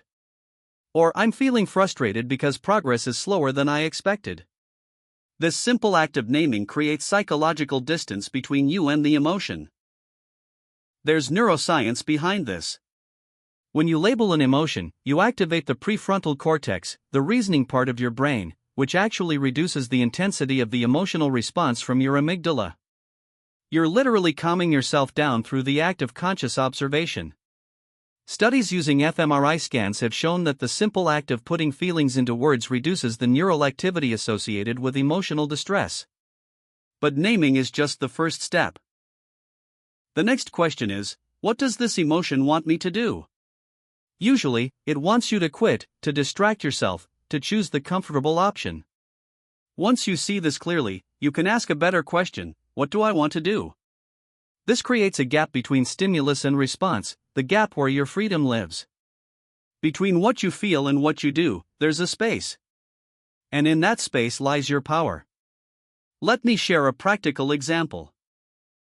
You sit down to work on your project, and within 5 minutes, you feel a wave of restlessness. The urge to check your phone, to get a snack, to do literally anything else becomes overwhelming. Instead of immediately reacting, you pause. You label this as restlessness combined with anticipatory boredom. You recognize what it wants: escape. Then you ask what you want: to be someone who follows through. From this place, you can make a conscious choice. Maybe you decide to work for just 10 more minutes. Maybe you realize you genuinely need a break and choose to take one mindfully, with a planned return time. The key is that you're choosing rather than being controlled. Practice the 90-second rule. Neuroscientist Jill Bolte Taylor discovered that the physiological lifespan of an emotion in the body is approximately 90 seconds. After that, you're choosing to keep the emotion alive through your thoughts. When you feel the urge to quit, commit to feeling it fully for 90 seconds without acting on it. Notice where you feel it in your body. Notice the quality of the sensation. Don't resist it, don't indulge it, just observe it. Most of the time, the intensity will pass, and you'll be able to continue. There's also a technique called urge surfing that comes from addiction therapy but applies beautifully to any impulse to quit. Imagine your urge to quit as a wave. Waves rise, they crest, and they fall. If you can ride the wave without giving in to it, it will naturally subside. The urge feels permanent when you're in it, but it's not. It's temporary. Every urge, every moment of resistance, has a beginning, a middle, and an end. Another powerful strategy is the observer self-practice from acceptance and commitment therapy. Instead of being your emotions, you become the one who notices your emotions. There's a part of you that's always calm, always observing. When you're frustrated, there's a part of you noticing, oh, I'm experiencing frustration right now. That noticing part isn't frustrated, it's just aware. The more you practice accessing that observer perspective, the less you'll be swept away by emotional storms. Try this exercise regularly, set a timer for 2 minutes. Sit quietly and simply observe your thoughts and feelings without judgment. Don't try to change them, don't follow them, just watch them like clouds passing in the sky. This practice strengthens your ability to be with discomfort without immediately reacting to it. And that ability is the foundation of all follow-through. The boredom problem, making peace with monotony. Let's address something nobody wants to talk about. Meaningful work is often boring. Not all the time, but frequently enough that your relationship with boredom will determine your success. We live in an age of infinite stimulation. Your brain has been conditioned to expect constant novelty, immediate feedback, and rapid rewards.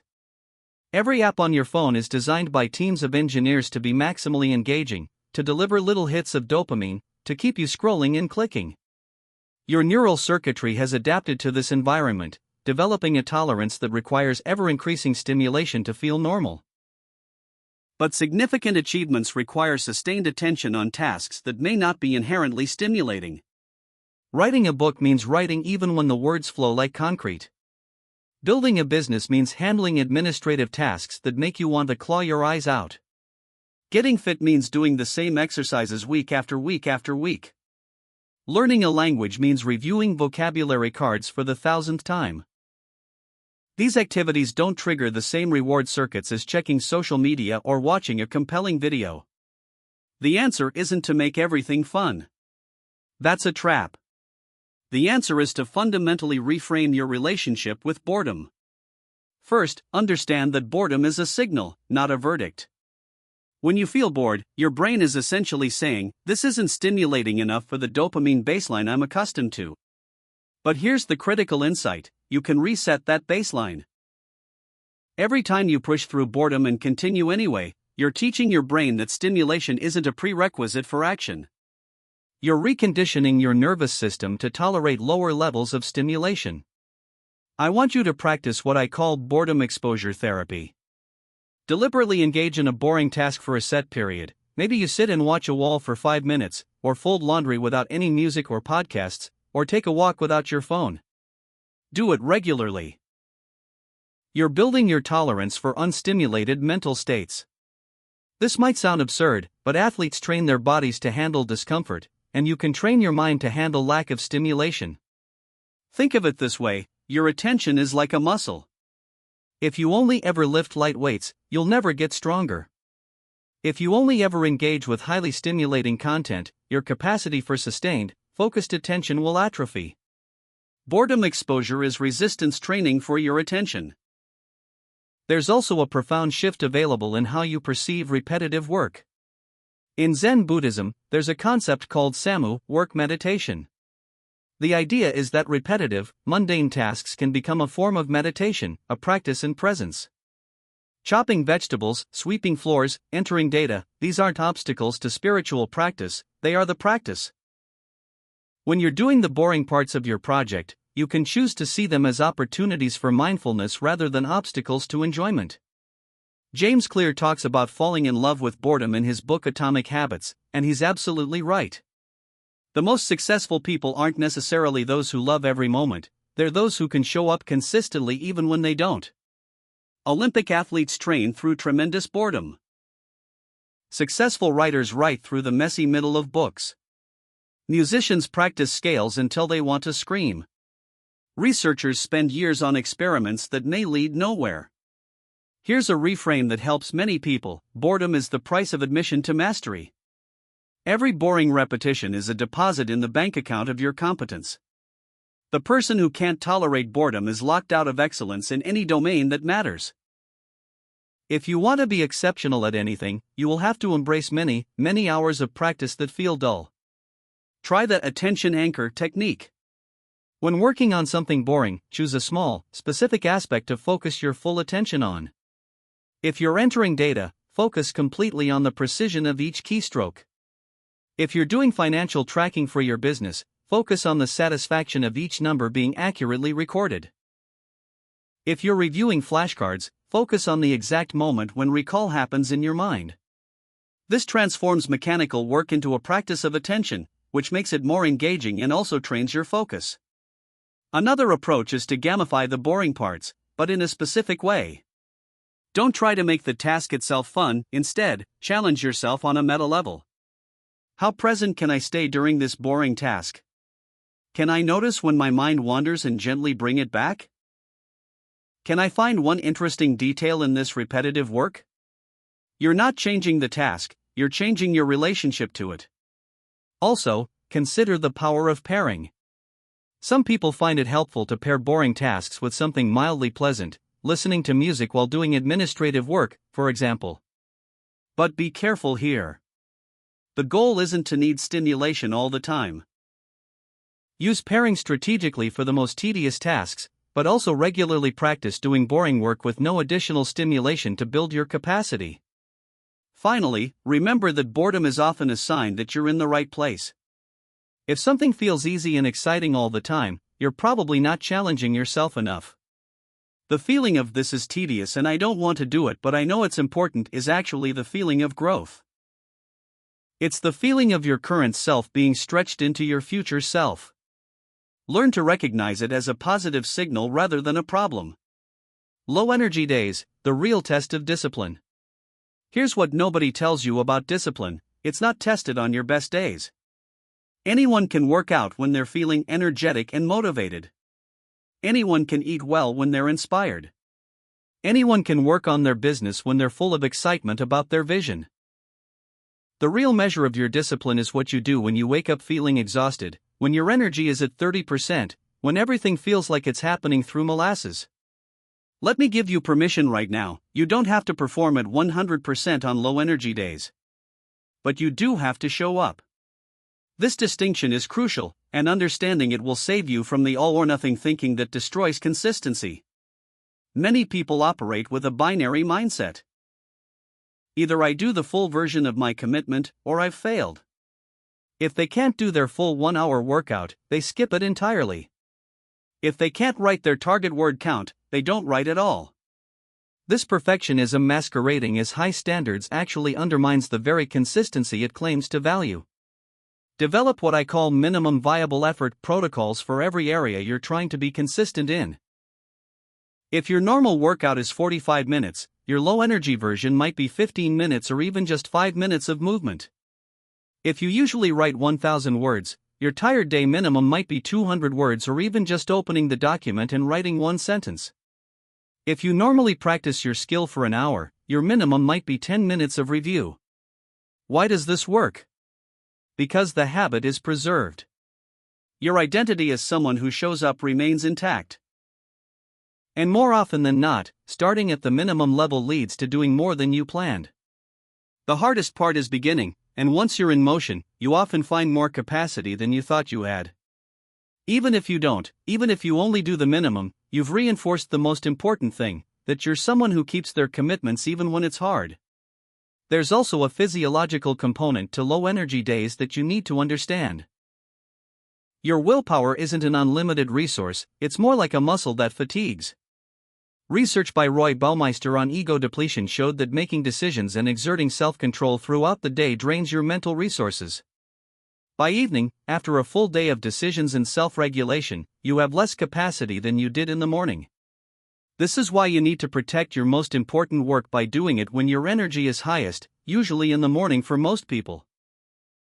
But it also means you need to expect that you'll have less gas in the tank later in the day or after you've already made many decisions. Plan accordingly. Don't schedule your most important or difficult tasks for times when you're reliably depleted. Strategic recovery becomes essential. You can't power through indefinitely. Build in actual rest periods where you're not trying to push yourself at all. This isn't weakness, it's strategic energy management. Athletes have training cycles with periods of high intensity and periods of active recovery. You should too. Maybe you have one day a week where you don't push on your goal at all. Maybe you have seasons of intensity and seasons of maintenance. Learn to recognize the difference between "I'm tired and need rest" and "I'm experiencing resistance." The former is a physical reality that requires accommodation. The latter is a mental state that requires action. If you're genuinely exhausted, poor sleep, high stress, physical illness, emotional depletion, honor that and rest. Your body is giving you real information. But if you're simply feeling mentally resistant while physically capable, if you're avoiding because the task feels hard or boring, that's when you push. Here's a practical protocol for low energy days. First, reduce the scope, but keep the frequency. Show up, but lower the bar for what counts as a win. The showing up is what matters most. Second, use the just 5 minutes rule. Commit to doing your task for just 5 minutes. Often, you'll continue beyond that. If you don't, at least you showed up and kept the chain unbroken. Third, remove all extra friction. Make it as easy as possible.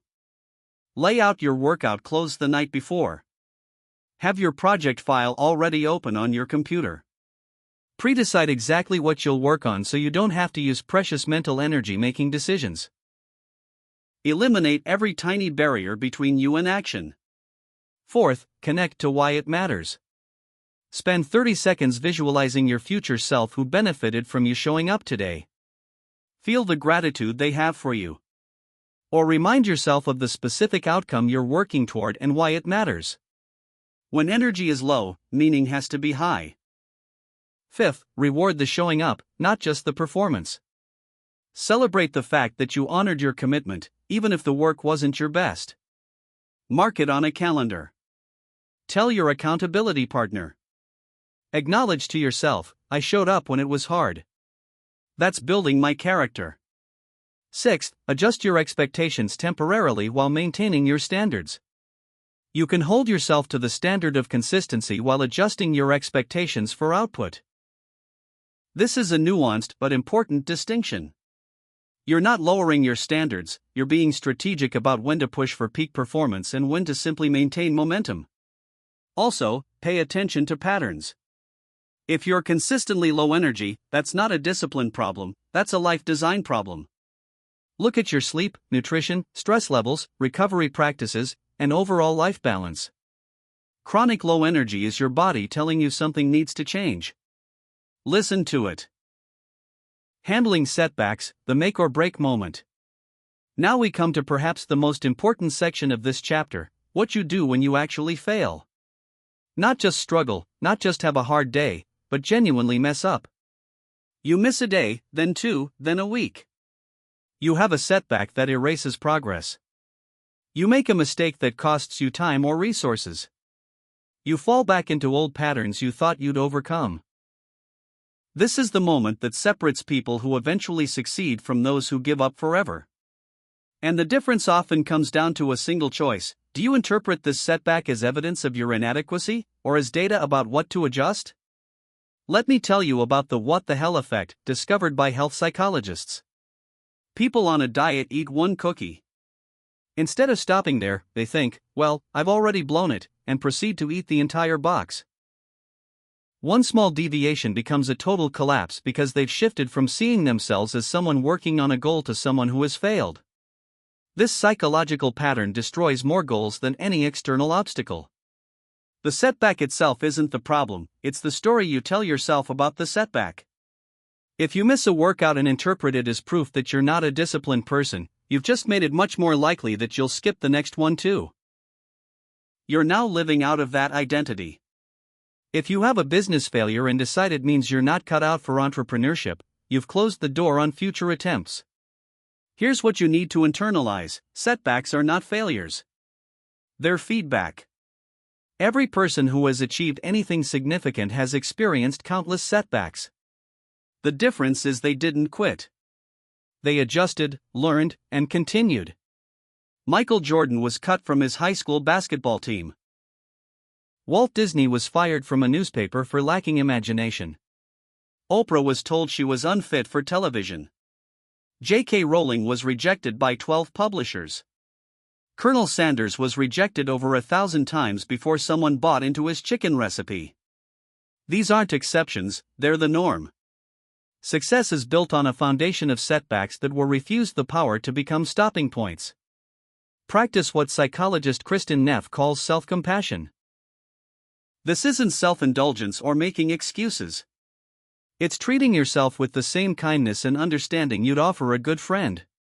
When you miss a day of work on your project, instead of the harsh self-criticism, "You're so lazy, you'll never finish anything," try, "I had a hard day and didn't follow through."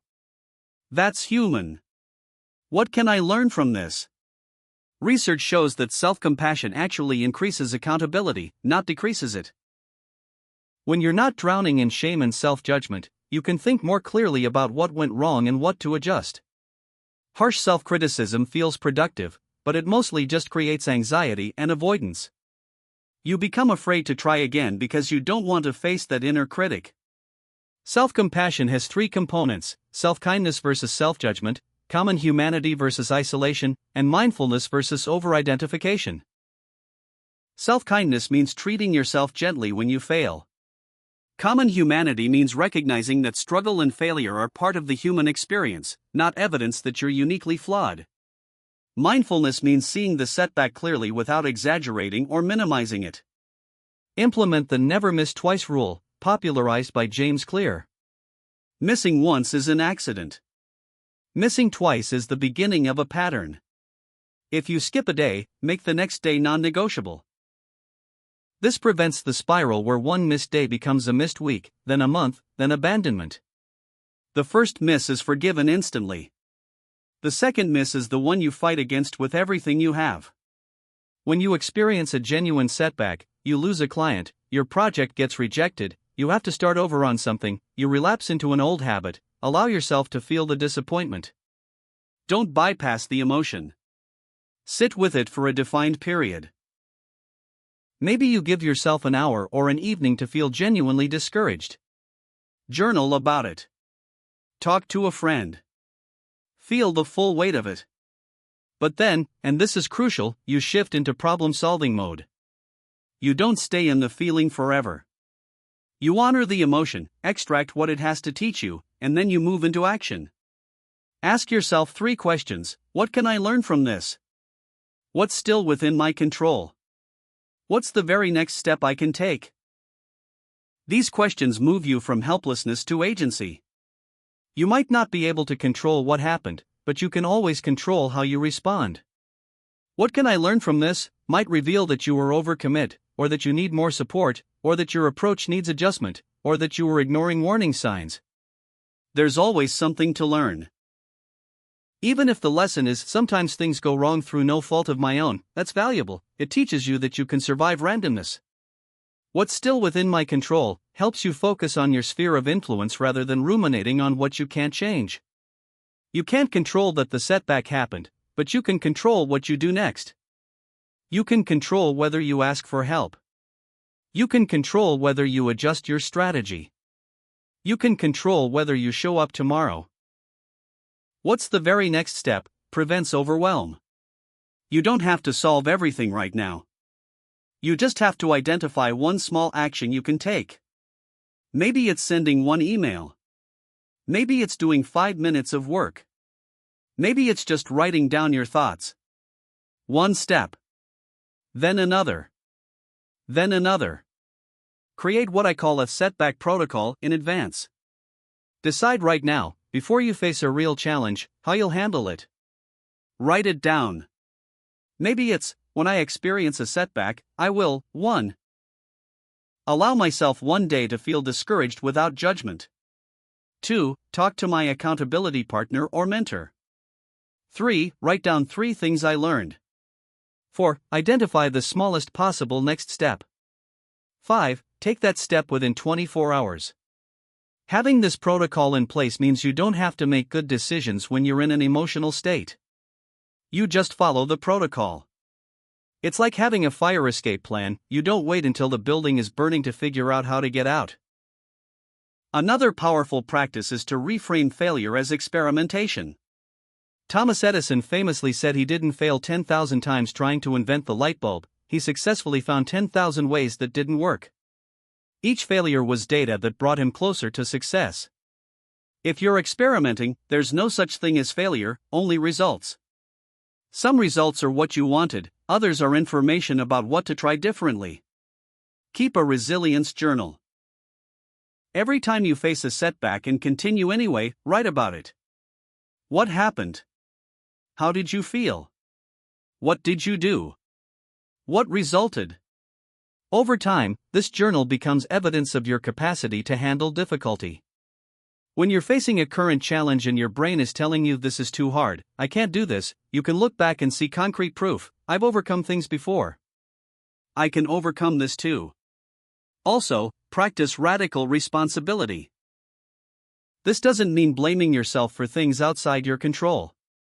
It means taking ownership of your response to everything. Even when something isn't your fault, your response is your responsibility. Viktor Frankl, who survived the Holocaust, wrote about the last of human freedoms, the ability to choose your attitude in any given set of circumstances. No matter what happens to you, you retain the power to decide what it means and how you'll respond. Building anti-fragility. The final concept I want to leave you with is anti-fragility, a term coined by Nassim Taleb. Some things are fragile, they break under stress. Drop a wine glass and it shatters. Some things are resilient or robust, they withstand stress. Drop a rubber ball and it bounces back to its original shape. But some things are anti-fragile, they actually get stronger from stress and setbacks.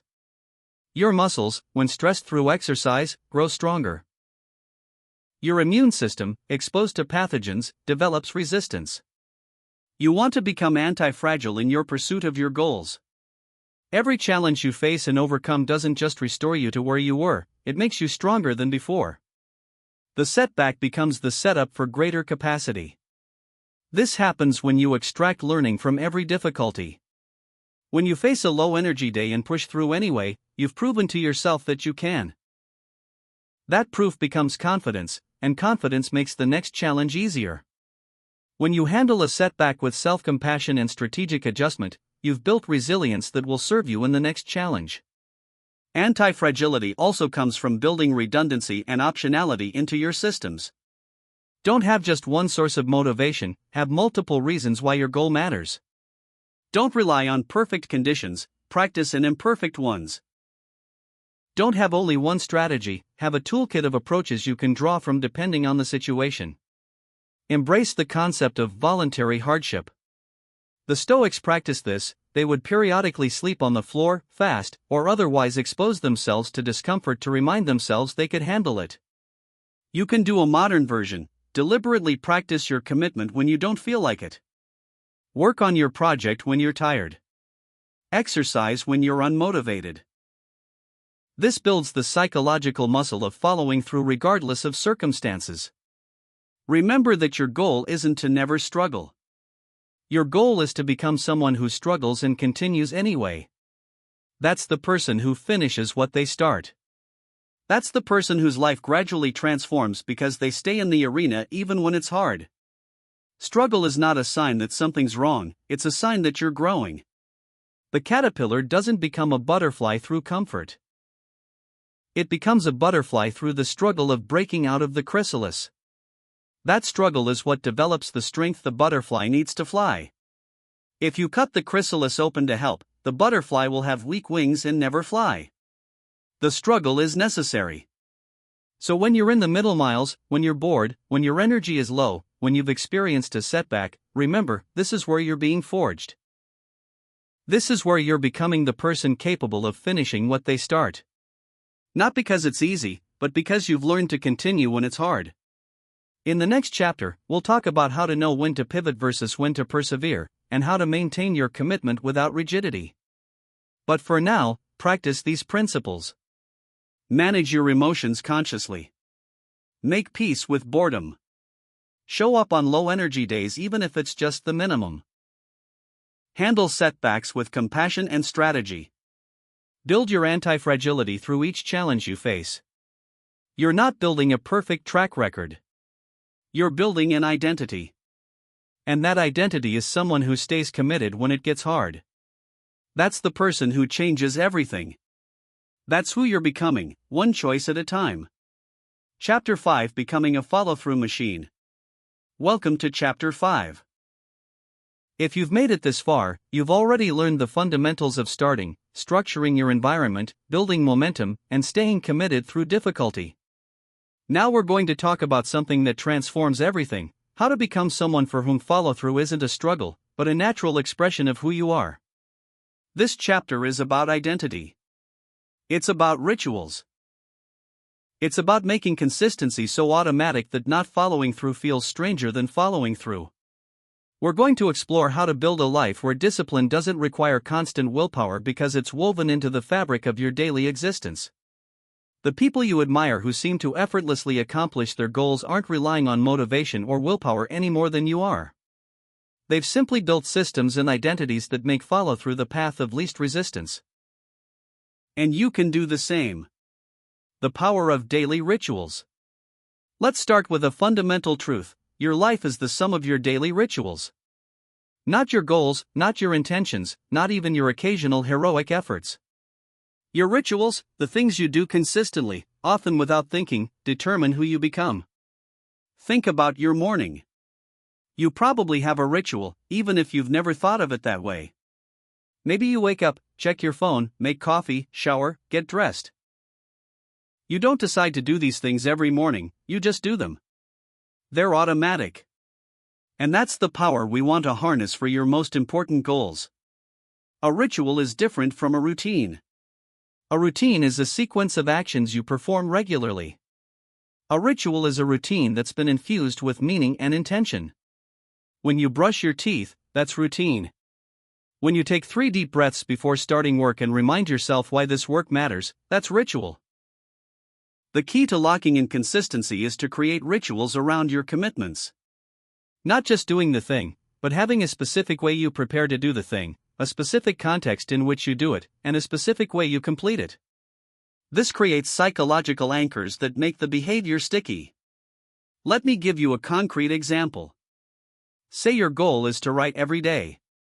A routine would be, sit down at your desk and write. A ritual would be, every morning at 7 a.m., make a cup of tea, sit in your designated writing chair, light a candle, read 1 page from a book that inspires you, then open your document and write for 30 minutes. The tea, the chair, the candle, the reading, these become signals to your brain that it's time to write. They create a sacred space around the work. Here's what's powerful about this. After doing this ritual for several weeks, the very act of making that tea and lighting that candle will trigger a mental state conducive to writing. You won't need to drum up motivation because the ritual itself creates the conditions for action. Pavlov showed this with dogs and bells. You're going to do it with yourself and your goals. Start by identifying the one commitment that matters most to you right now. Now design a ritual around it. Your ritual should have 3 components.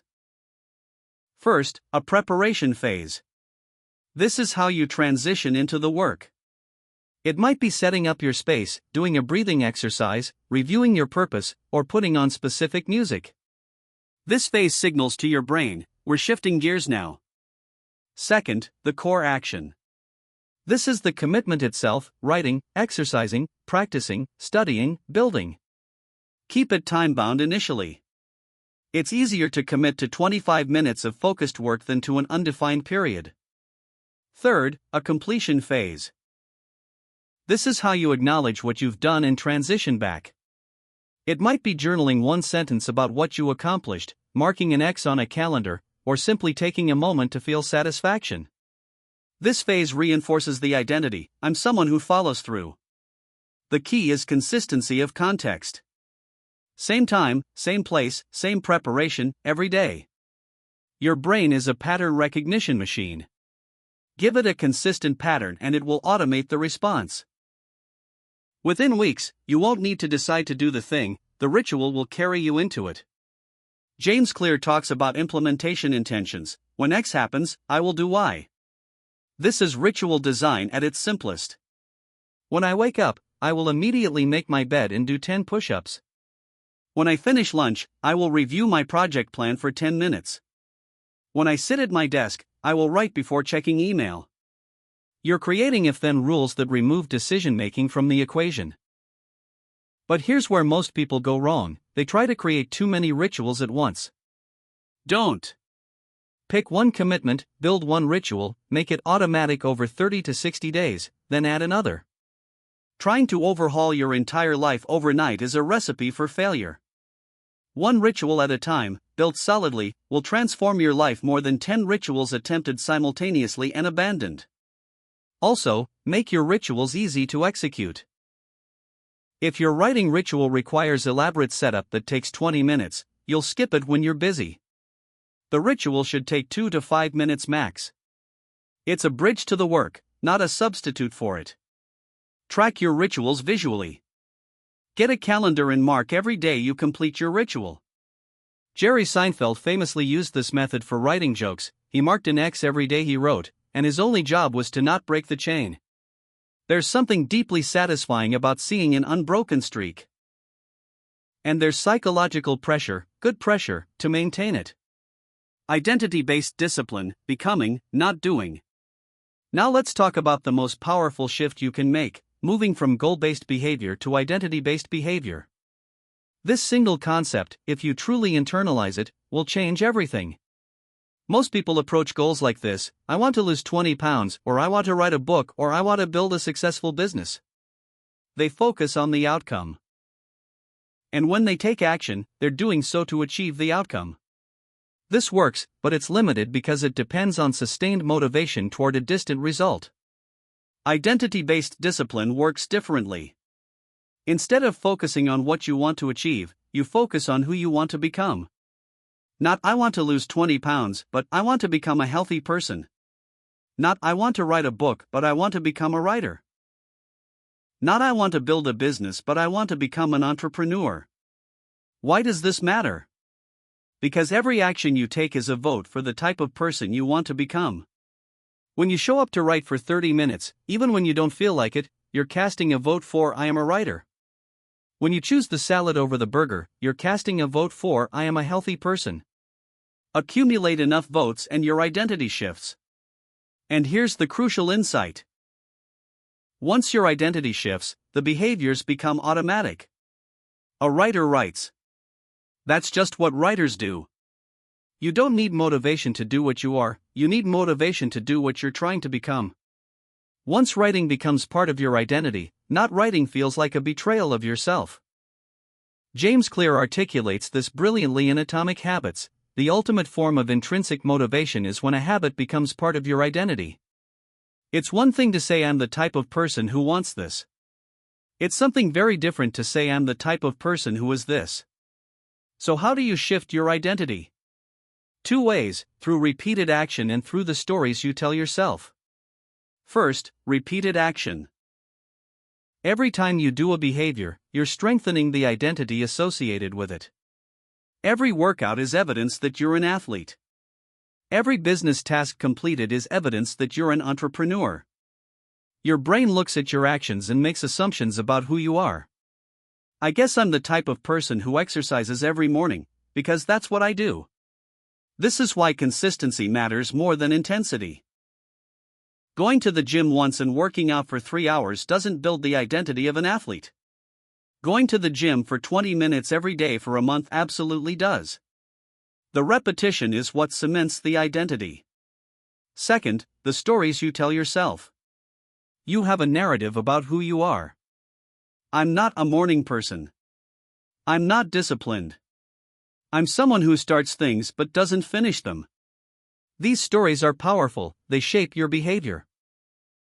If you believe you're not a morning person, you'll never build a morning routine, because it would contradict your identity. You need to consciously rewrite these stories. Start noticing when you tell yourself limiting narratives. When you catch yourself thinking I'm not disciplined, stop and counter it, I'm becoming more disciplined. I showed up yesterday and I'll show up today. When you think I never finish what I start, reframe.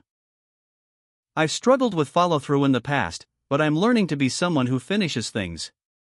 Use identity-affirming language. Instead of I'm trying to write every day, say I'm a writer who writes daily. Instead of I should work out, say I'm an athlete, and athletes train. The language you use shapes how you see yourself. Here's a powerful exercise: write down the identity you want to build. I am a person who follows through on commitments. Now, ask yourself, what would this person do today? What would they do in this specific situation I'm facing? Then do that thing.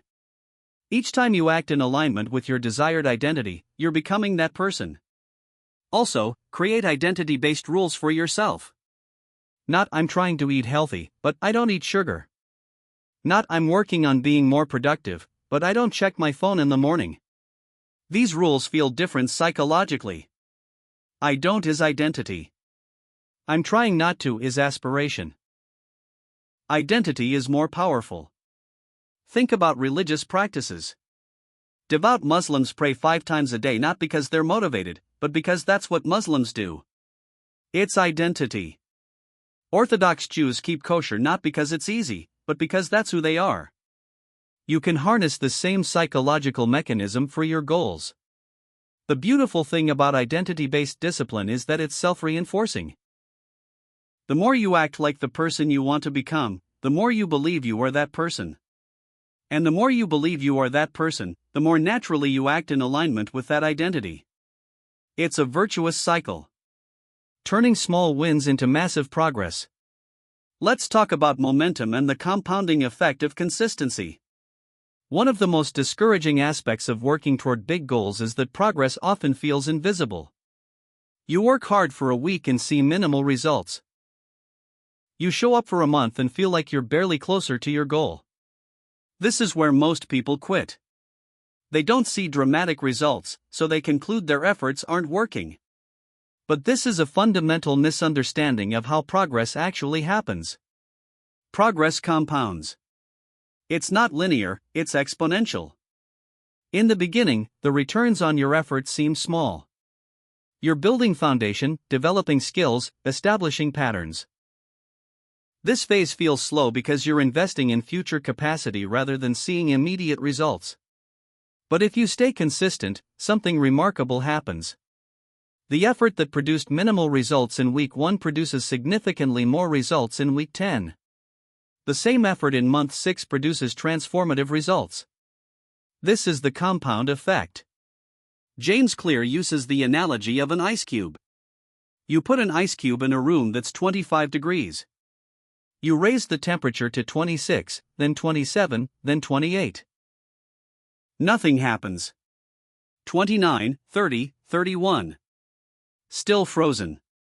Then you hit 32 degrees and suddenly the ice begins to melt. The change from 31 to 32 degrees didn't cause the melting, all the previous temperature increases were necessary, they just weren't sufficient alone. Your goals work the same way. You might write for months before you finish a chapter you're proud of. You might work out for weeks before you see physical changes. You might practice a skill extensively before you have a breakthrough. But all the effort before the visible result was necessary. It was building the foundation. This is why you must trust the process and focus on systems rather than goals. Your goal might be to build a successful business.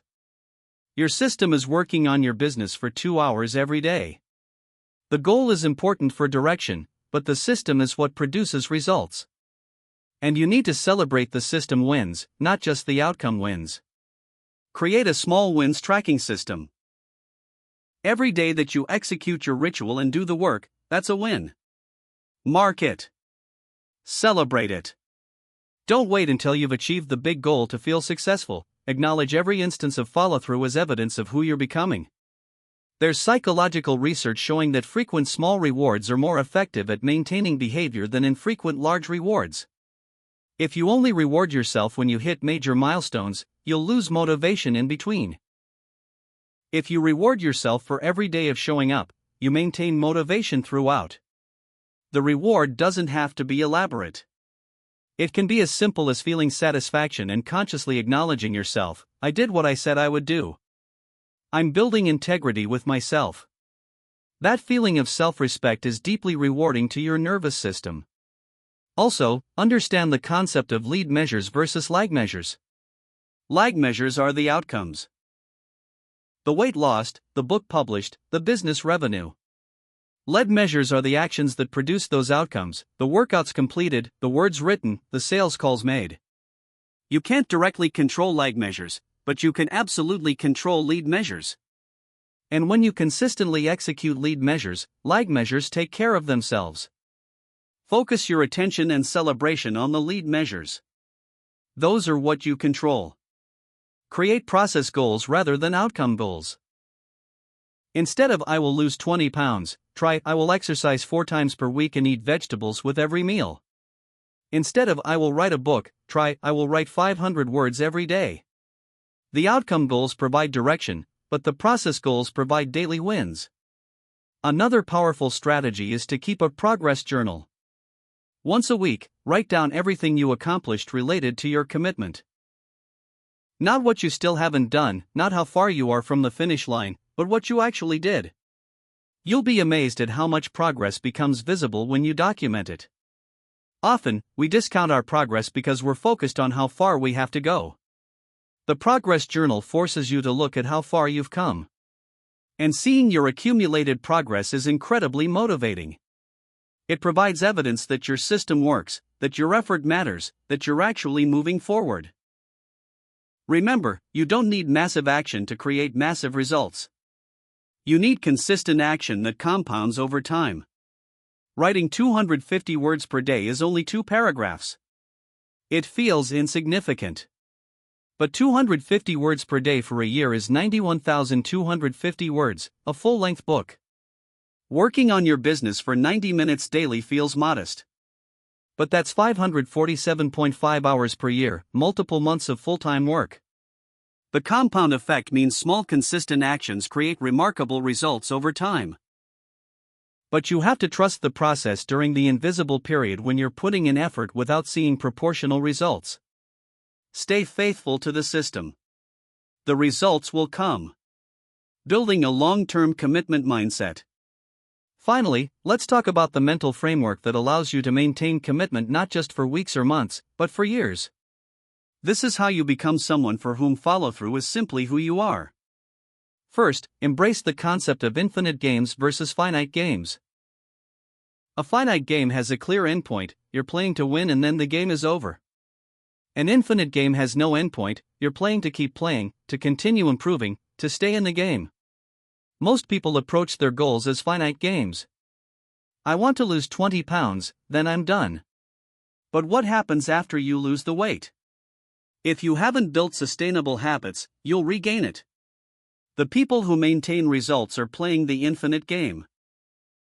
They're not trying to lose weight, they're becoming healthy people. There's no finish line because health is a lifelong practice. Apply this to your commitments. Don't think I'm going to write every day until my book is done. Think I'm a writer, and writing daily is what writers do. The current book is one project in a lifetime of writing. Don't think I'm going to build this business until it's successful. Think I'm an entrepreneur, and building is what I do. The infinite game mindset removes the pressure of endpoints. You're not racing toward a finish line where you can finally rest. You're building a sustainable practice that you'll maintain because it's part of who you are. This is actually less stressful and more effective than the sprint mindset. Second, develop what Carol Dweck calls a growth mindset. This is the belief that your abilities and intelligence can be developed through effort and learning.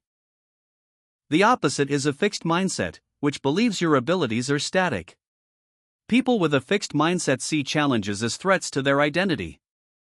If they struggle with something, it means they're not good at it, which feels like a fundamental limitation.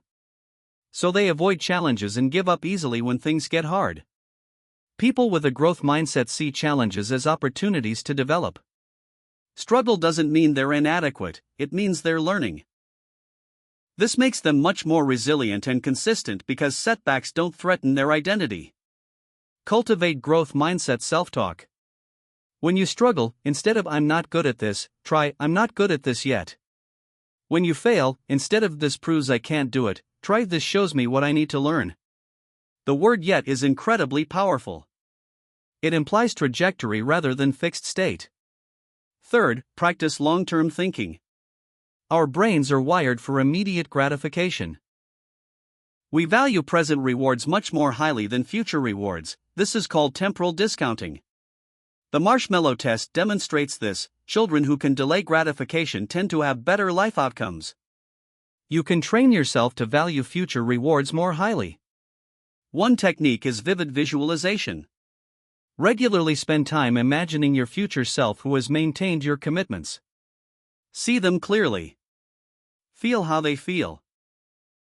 Experience their gratitude toward your current self for staying consistent. This makes the future more real and emotionally salient. Another technique is to make your future self feel more like your present self. Research shows we often treat our future self like a stranger. We make decisions that benefit us now at their expense. But if you can create continuity between present and future self, you'll make better long-term decisions. Write letters to your future self. Make plans that assume you'll still care about your goals in a year. Track your progress in ways that create a narrative thread connecting who you are now with who you'll become. The more real your future self feels, the less you'll sacrifice their well-being for present comfort. Fourth, build anti-fragile commitment.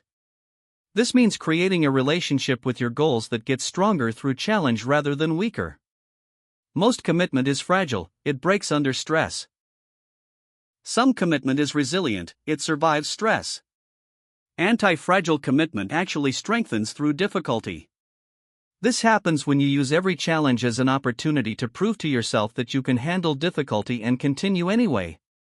Every time you show up on a hard day, you're not just maintaining your commitment, you're strengthening your belief in your capacity to commit. The hard day becomes evidence of your resilience rather than evidence of the goal being too difficult. Keep a proof journal. Every time you face difficulty and continue anyway, write it down. Over time, this becomes undeniable evidence that you are someone who follows through, even when it's hard. When you face future challenges, you can look at this proof and remind yourself of your capability. Finally, remember that commitment is a practice, not a destination. You never arrive at some final state where commitment is effortless. Even people who are masters of follow-through have days they don't want to show up. The difference is they built the practice of showing up anyway so deeply that it's automatic. You're building a practice that will serve you for your entire life. Not just for this goal, but for every goal. Not just for achievement, but for becoming someone who can be counted on, by others and by yourself. That's invaluable. Every day you honor your commitment, you're casting a vote for your identity. Every ritual you execute, you're building automaticity. Every small win you acknowledge, you're leveraging compound growth. Every challenge you face with a long-term mindset, you're building anti-fragility. You're not just accomplishing goals. You're becoming a follow-through machine. Someone for whom consistency is simply part of who they are. Someone who can commit to anything and see it through, not because it's easy, but because they've built the systems and identity that make follow-through their default mode. This is how you transform your life.